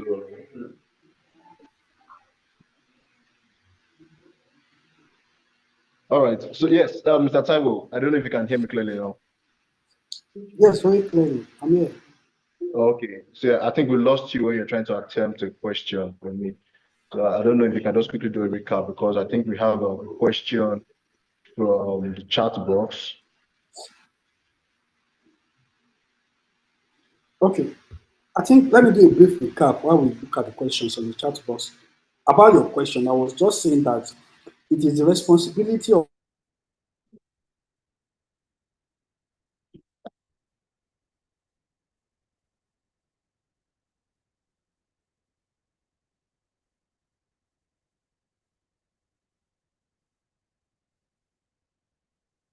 last Friday of the month, maybe by afternoon, we are going to take our staff through risk management training, or we're going to take our staff through scope management training, or take them to budget management training. So that's why I said training helps a lot.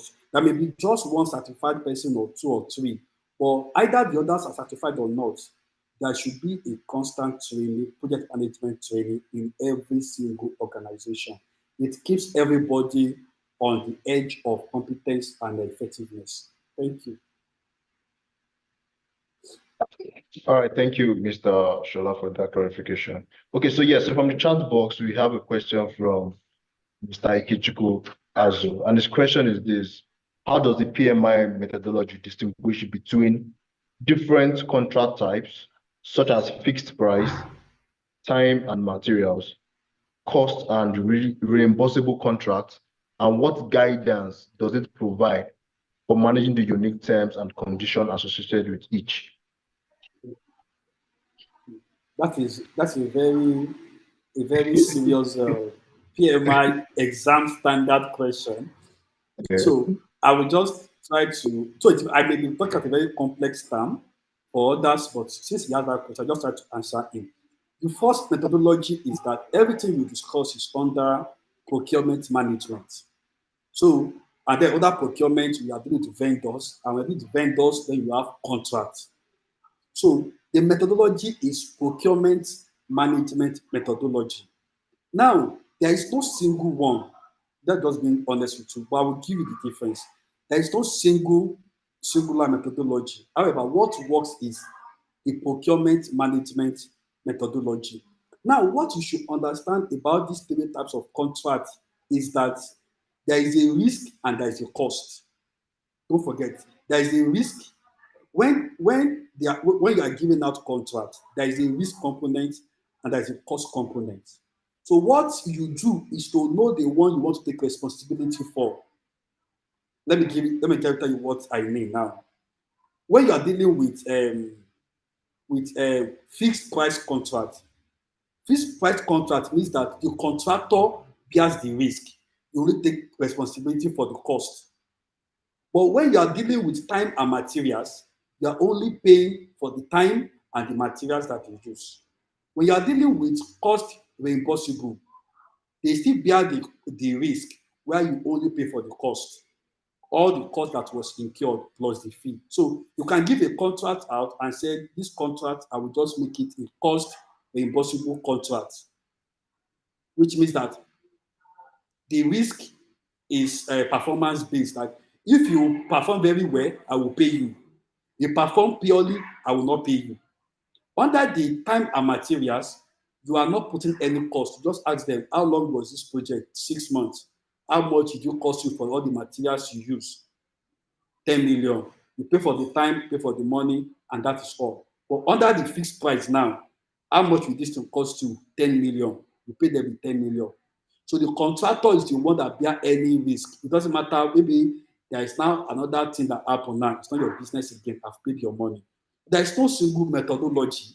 You just tailor your own approach to either you want to focus on the risk or you want to bear the cost. If you want to bear the risk with the vendor, you use the risk approach. If you don't want to bear the risk, you go with the cost. But everything falls under the procurement management methodology. So maybe you should just study hard on the procurement management methodology to know which aspects you want to work with. But PMI is not going to give you any one. It is just the one that fits you, that tailors to your situation that you apply. Thank you.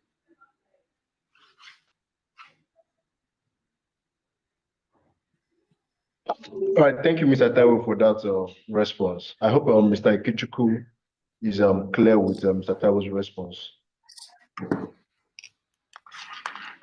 All right, so I have another question from Bayonle Oladoja. So this is the question. He asked, what's the difference between PMI, Agile, and then Scrum? Okay. Thank you very much for that question. PMI, a minute, please. I want to come on my video. I want to fix something.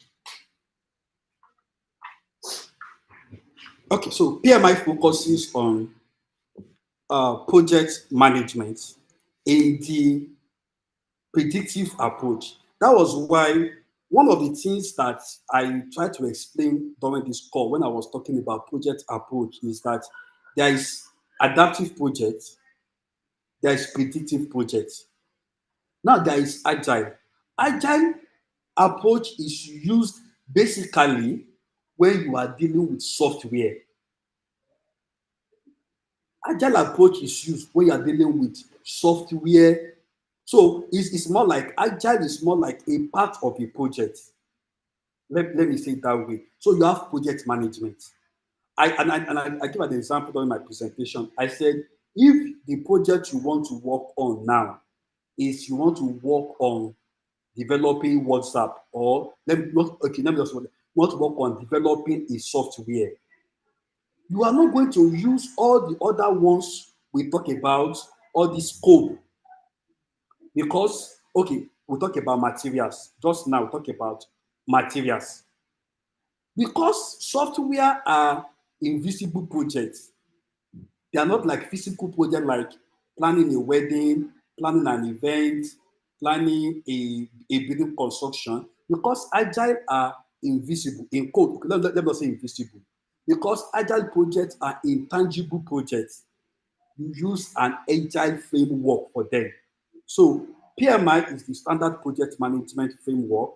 Agile framework is a framework under PMI that is used for software development. And lastly, Scrum. Scrum is a framework, that you use to implement a project.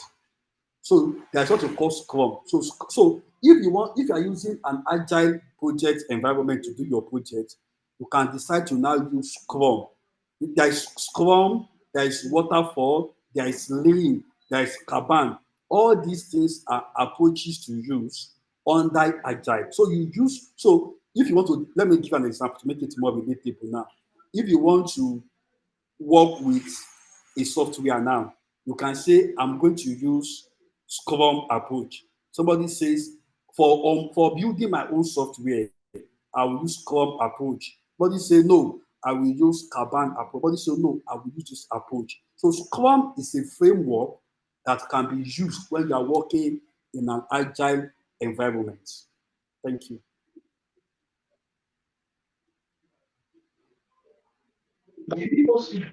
All right, Mr. Taiwo, thank you very much for that clarification in the differentiating between PMI and the Agile and Scrum. So I don't know if there's any other question or if anyone in the section has a question for that. All right, so Mr. Bayonle, thank you very much. I hope that's clear on your own end.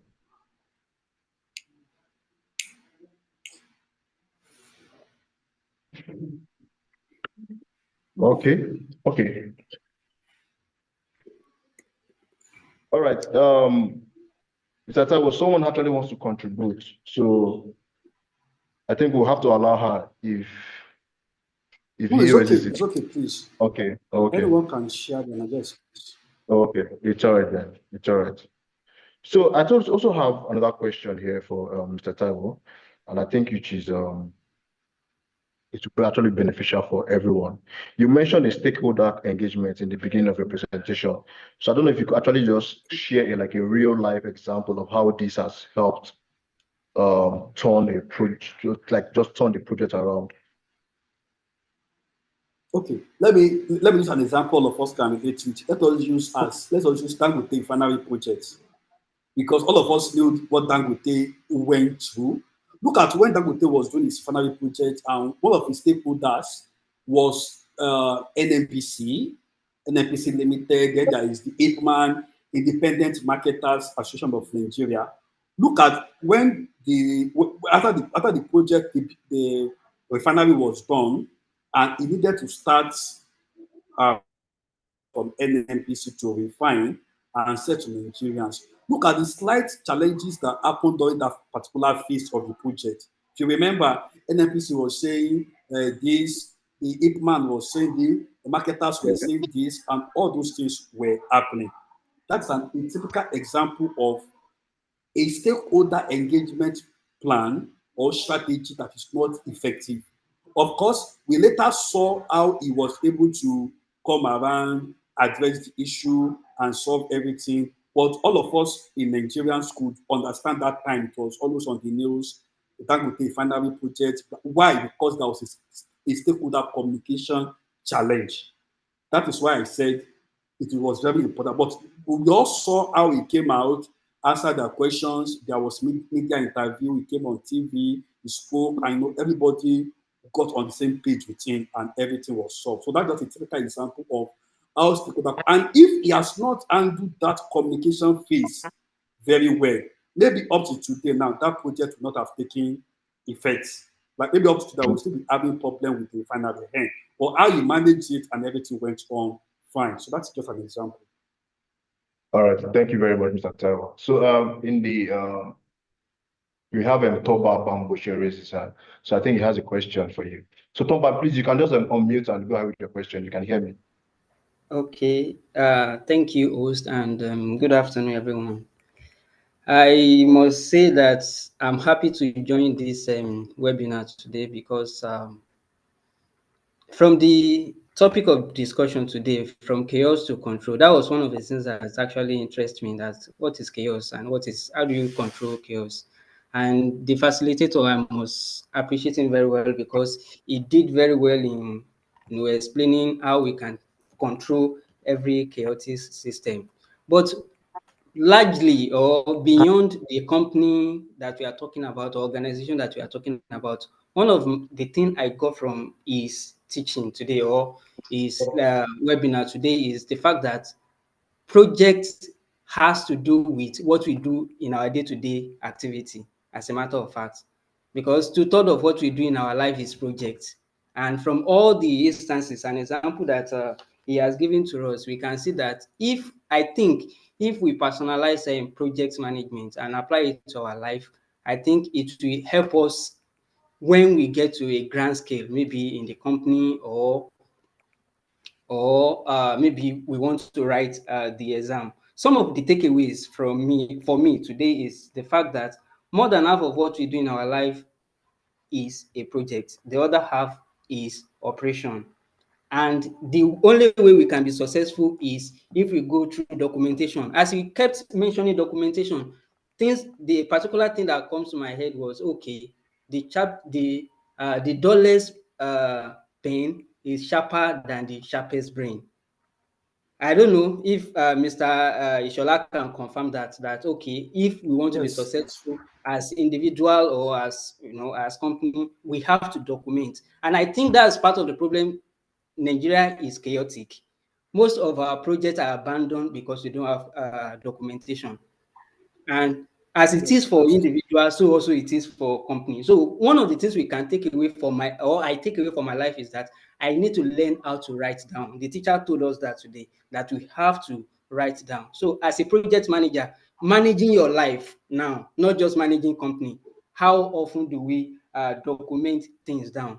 And from the topic of discussion today, everything is a chaotic system. Everything, the engineers will always tell us that everything in life is in chaos. The only way we can make meaning out of chaos is by writing stuff down and following processes, which I believe PMI is ready to offer us. If we follow that as individual or as a company, we see that out of that chaotic system, out of that stochastic system, we are going to make meaning out of it. I cannot thank Kevron enough for bringing this thing up, this discussion up today. And I cannot thank Mr. Ishola enough for this kind of discussion. I really appreciate you for this.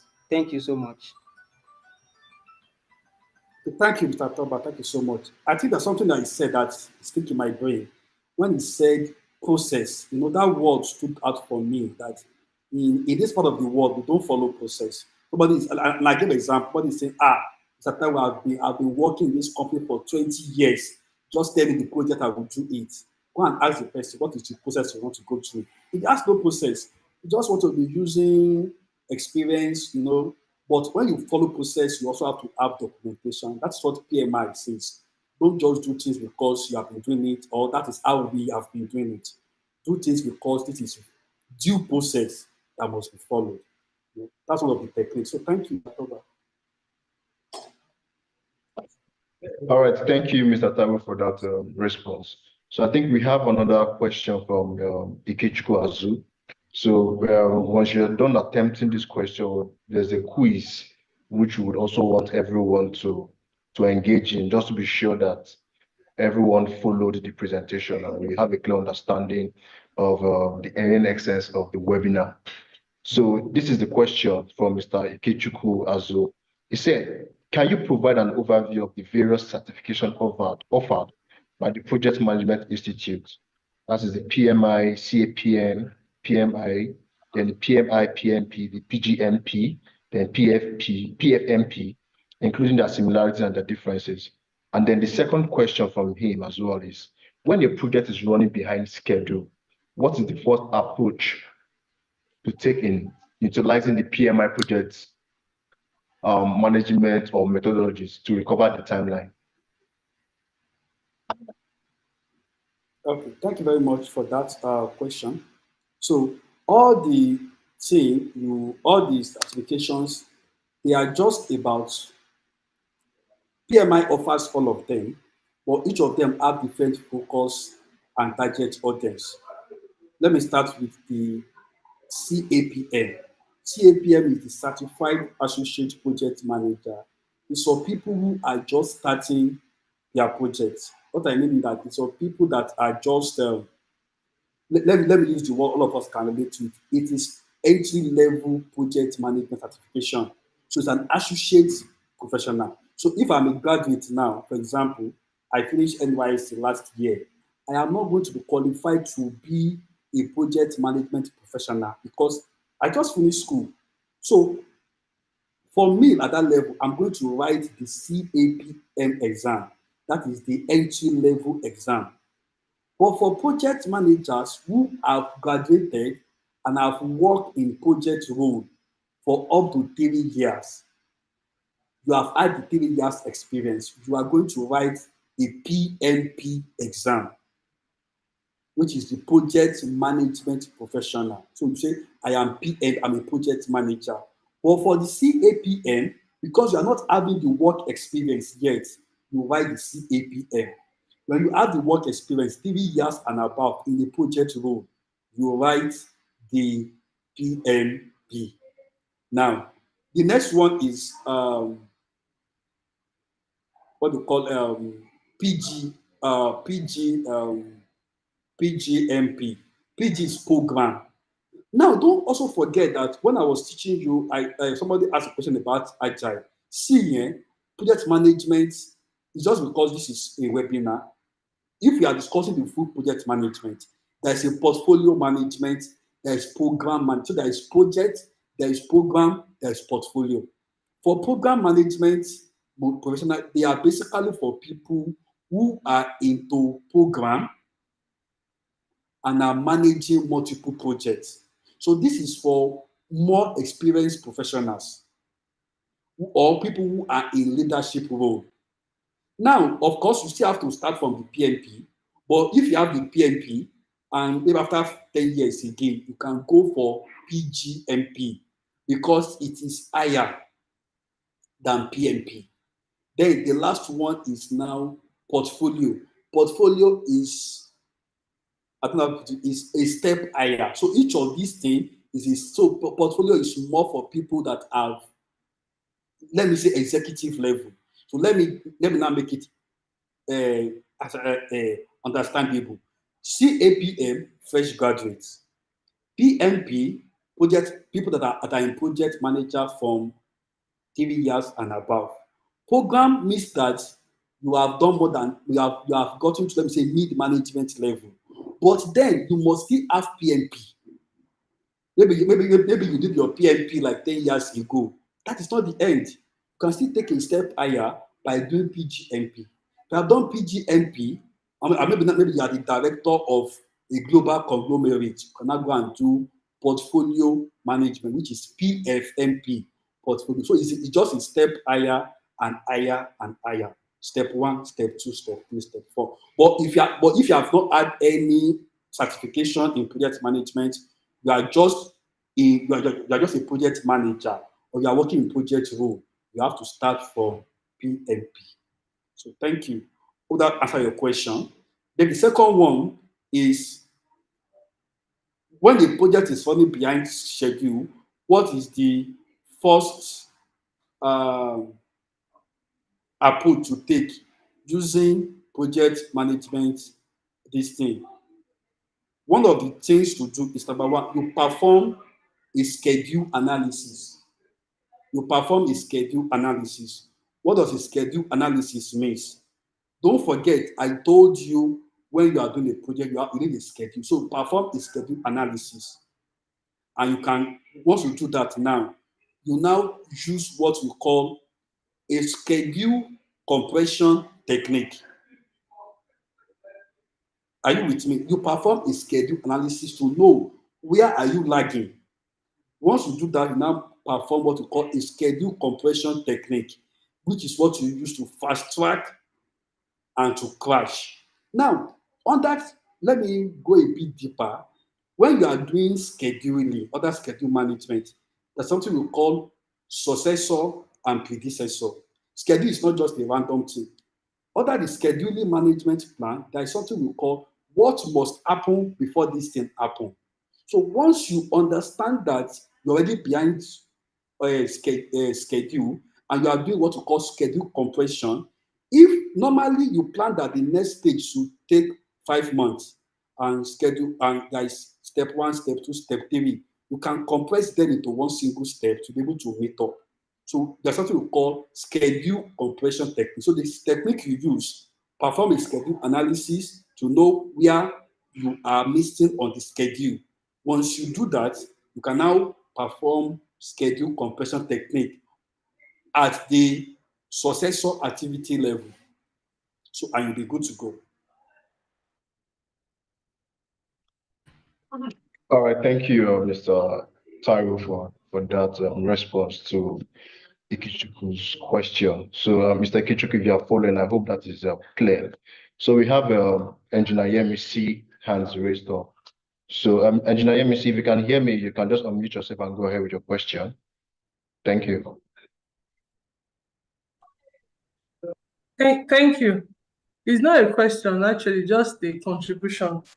The other time, somebody said something about documentation, and it just reminded me of what happens here at Chevron. At Chevron, we are very big on processes and procedures, and even documentation. We always encourage our consultants and even our employees to lay down processes and procedures. And like my MD normally say, that anything that is not documented does not exist. So as we go about our different works, right, we need to have that at the back of our mind, that documentation is very, very important in everything that you do. And as regards project management, I'll just encourage everyone to try and get the knowledge.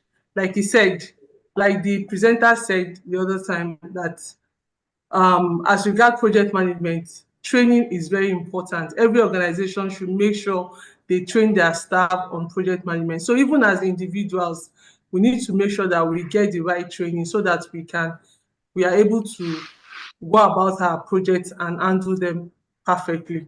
Thank you. Okay, thank you very much, Ma. Thank you very much, Ms. Ajayemisi, for that contribution. It's quite clear. And I love the fact that you mentioned that anything that is not documented does not exist. So we have to ensure that for every project that we handle, it should be well documented. So, all right, so we're going straight into the quiz, just to test our knowledge on this section. So if you can check your screen, you would see the quiz there.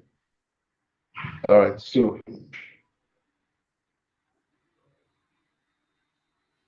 the first one is like, what is the major cause of a project chaos?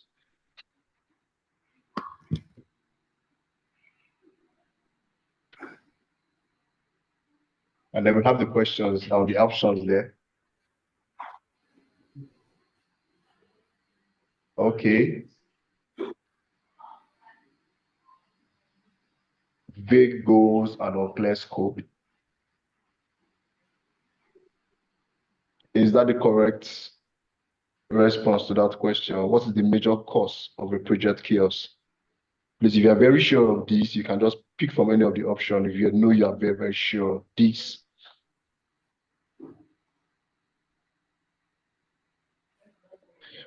Okay, so the second question is, which of the following is not one of PMI's 5 process groups?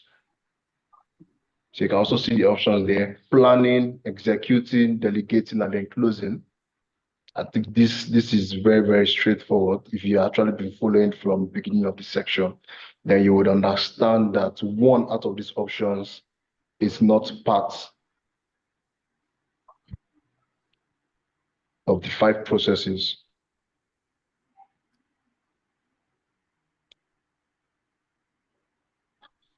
Okay, so to the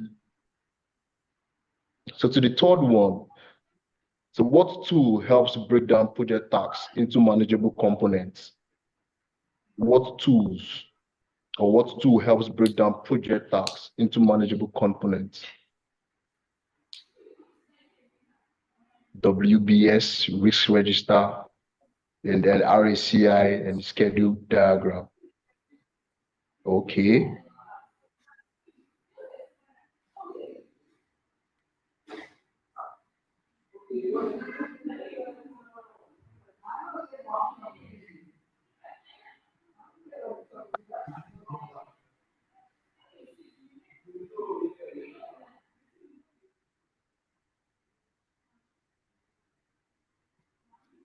I hope you can also see the quiz that we're participating.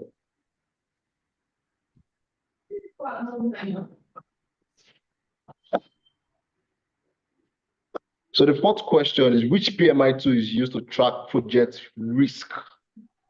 Which PMI tool is used to track the project risk? So you have the option, the end value management, the project charter, the RACI matrix, and the risk register. So if you are sure or very certain of any of these options, then you can just click on it. And then we'll move to the fifth question, which is, which of the following best describes the hybrid approach to project management? Which of the following best describes the hybrid approach to project management?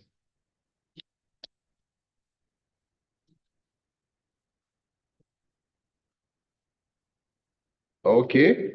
Then the sixth question is, PMI standards are applicable in which of the following sectors? PMI standards are applicable to which of the following sectors? Is it IT, the construction, the healthcare, all of the above? Okay. But I really hope you're all engaging in this quiz. At least it's just to show that we gain something from this section.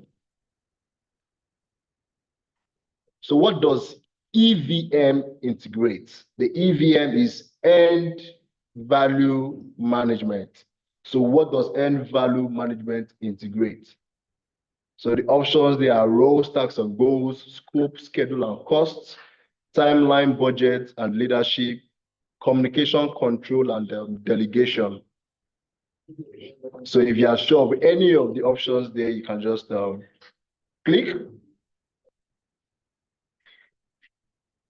So the eighth question is, which case study was used to highlight project chaos?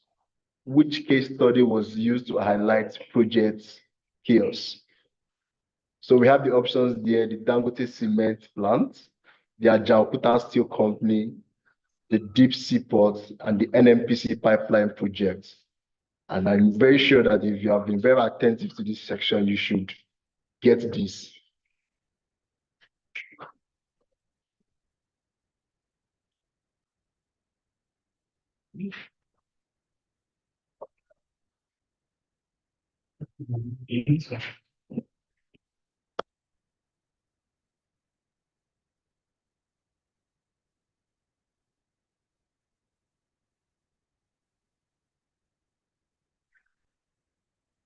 All right, so you can just engage in this quiz and then just ensure you pick the correct answers. It just shows that you'll be very attentive to this section.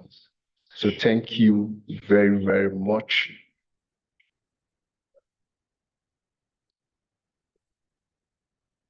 So I think we have less than 10 seconds to edit this quiz. So please just run through and very sure that your selections are correct from each questions.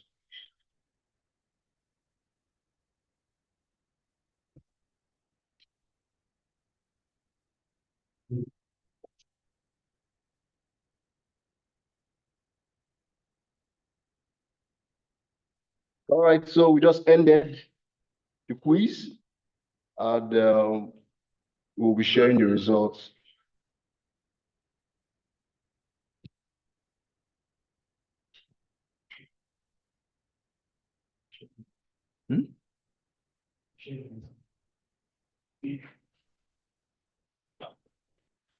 Okay, so for number one, what is the major cause of a project chaos? So I think the correct answer is the vague goals and unclear scope. So if that was your selection, then you are very correct. And for the second one, which of the following is not one of PMI's 5 process groups? Then planning, executing, delegating, and then closing. I'm surprised that someone chose executing. Wow. Were you actually fully in this section? We're actually executing is one of the planning stages when it comes to projects. So I don't know who chose executing. So please, I think you would have to go through this again so that you would understand. So for those that selected delegating, you are very, very correct on that. So the third one, what tools helps break down project tasks into manageable components? Yes, WBS. Somebody chose RACI. Someone chose schedule diagram. Really? Wow. Okay, so the correct answer is WBS. That is one of the techniques. So which PMI tool is used to track project risk? So the correct answer for this is risk register, not project charter. Thank you. So the fifth question, which of the following best describes the hybrid approach to project management? So the correct answer for this is combines predictive planning with adaptive execution. So that's the correct answer. So I don't know who chose focuses only on technical tools. No, you're wrong. So the correct option is combines predictive planning with adaptive execution. So the sixth one, PMI standards are applicable to which of the following sectors? Wow. All of the above.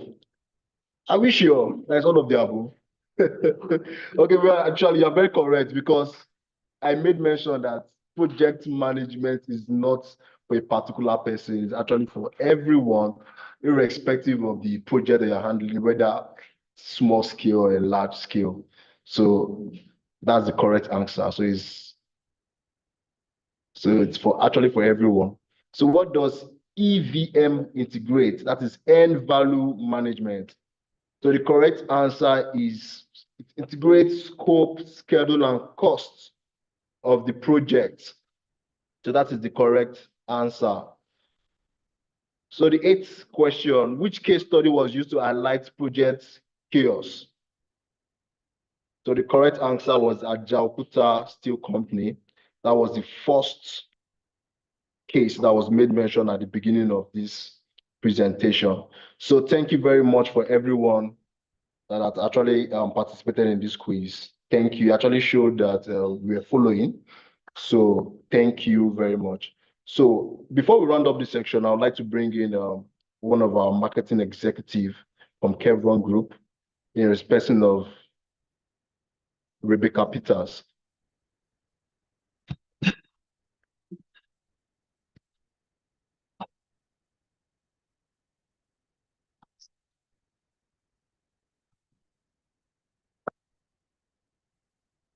Everyone for your participation in today's webinar. Thank you for your time. We really appreciate. So as you all know, we are Chevron Group. We are known for our quality in delivering QHSSC training and consultancy services. But for the purpose of this webinar, we are currently having our PMP, which is our Project Management Professional Training, next month, September. So you can register with Chevron to become a certified professional in project management. And after this webinar, we will send a mail out to all members that participated in this webinar. So you can reply to that mail and tell us you need more details for the upcoming training. This will be shared with you ASAP. And also we offer preparatory exam class for PMP professionals. So if you want to take exam and become certified globally, as the tutor mentioned earlier, so just reply to the mail or send us a mail at info@chevrongroup.com. So before I go back to PMP, we all know that Chevron is the leading provider of QHSSC training and consultancy services. And our trainings and services spans across all network. We are key to ensuring workplace safety, operational efficiency, and compliance across all sectors. So you can follow us on our website to get more hints about what we do. Our trainings and services, like I said earlier, spans to all sectors. Our services include the process safety, floor marking, environmental sustainability, ISO implementation and documentation. We also have the EIA, which is the Environmental Impact Assessment Training. We also have our Environmental Impact Assessment as a service and as a training. We also have our training from different awarding bodies, from the IOSH awarding body to the EOSH to the ABIOSH, even to the PMP to become a professional in project management, even to our ISO courses. We also have ISO courses. We run ISO courses for all sectors. So you can be satisfied at ISO 9001 in quality, ISO 14001 in environment, and ISO 45001 in occupational health and safety, even in food safety as well. So our trainings for different awarding bodies like the IOSH, we have the IOSH Managing Safely, the IOSH Leading Safely, IOSH Working Safely, IOSH Advanced Project Safety Management, even the IOSH Level 6 Diploma in Occupational Health and Safety, and the IOSH Level 3 Diploma in Occupational Health and Safety. We also have awarding bodies like the OTHM. Currently, we have a schedule for OTHM Level 3 Diploma and OTHM Level 6 Diploma in Occupational Health and Safety scheduled for next month. So just reply to the mail we'll be sending you after now and tell us which of our courses you are interested in or which of our services you are interested in. We also have our referral program. You can refer 1, 2, or as many people as possible, and you are entitled to earn a bonus for your referral for both our training services and our consultancy services. So tell somebody to tell somebody to tell somebody about Chevron. And as you refer, you get to earn bonuses for whoever you refer, either for the training courses or for the consultancy courses. You can also partner with us at Chevron Group. We partner with different companies to ensure we deliver safety services, environmental consultancy services, trainings. So which of these, either of any of this business you want to do with us, we are open to receive you and to close out business with you. Like I said earlier, for the reason of this webinar, it is for the project management professional training scheduled for September. So like I said, a mail will be sent out, and I'm very sure you logged in your correct details when you were joining this webinar. So a mail will be sent out after now, and every details you need concerning our training and our services will be on that mail. But if you have any question or you need any details for registration of our services, of our courses, or for our training, the referral, please reply to the mail, and we look forward to doing business with you. Once again, thank you very much for being part of today's webinar. We appreciate your time and your participation, and do enjoy the rest of your day. Thank you. All right, thank you very, very much. Like she said, if you want to be a part of our referral program, tell someone to tell someone to tell someone so that you can also earn big from this referral program. So thank you very much for everyone that participated in this section. We hope that this section has actually added a real value to your professional journey. But most importantly, I want you all to remember that we offer PMP exam preparatory classes.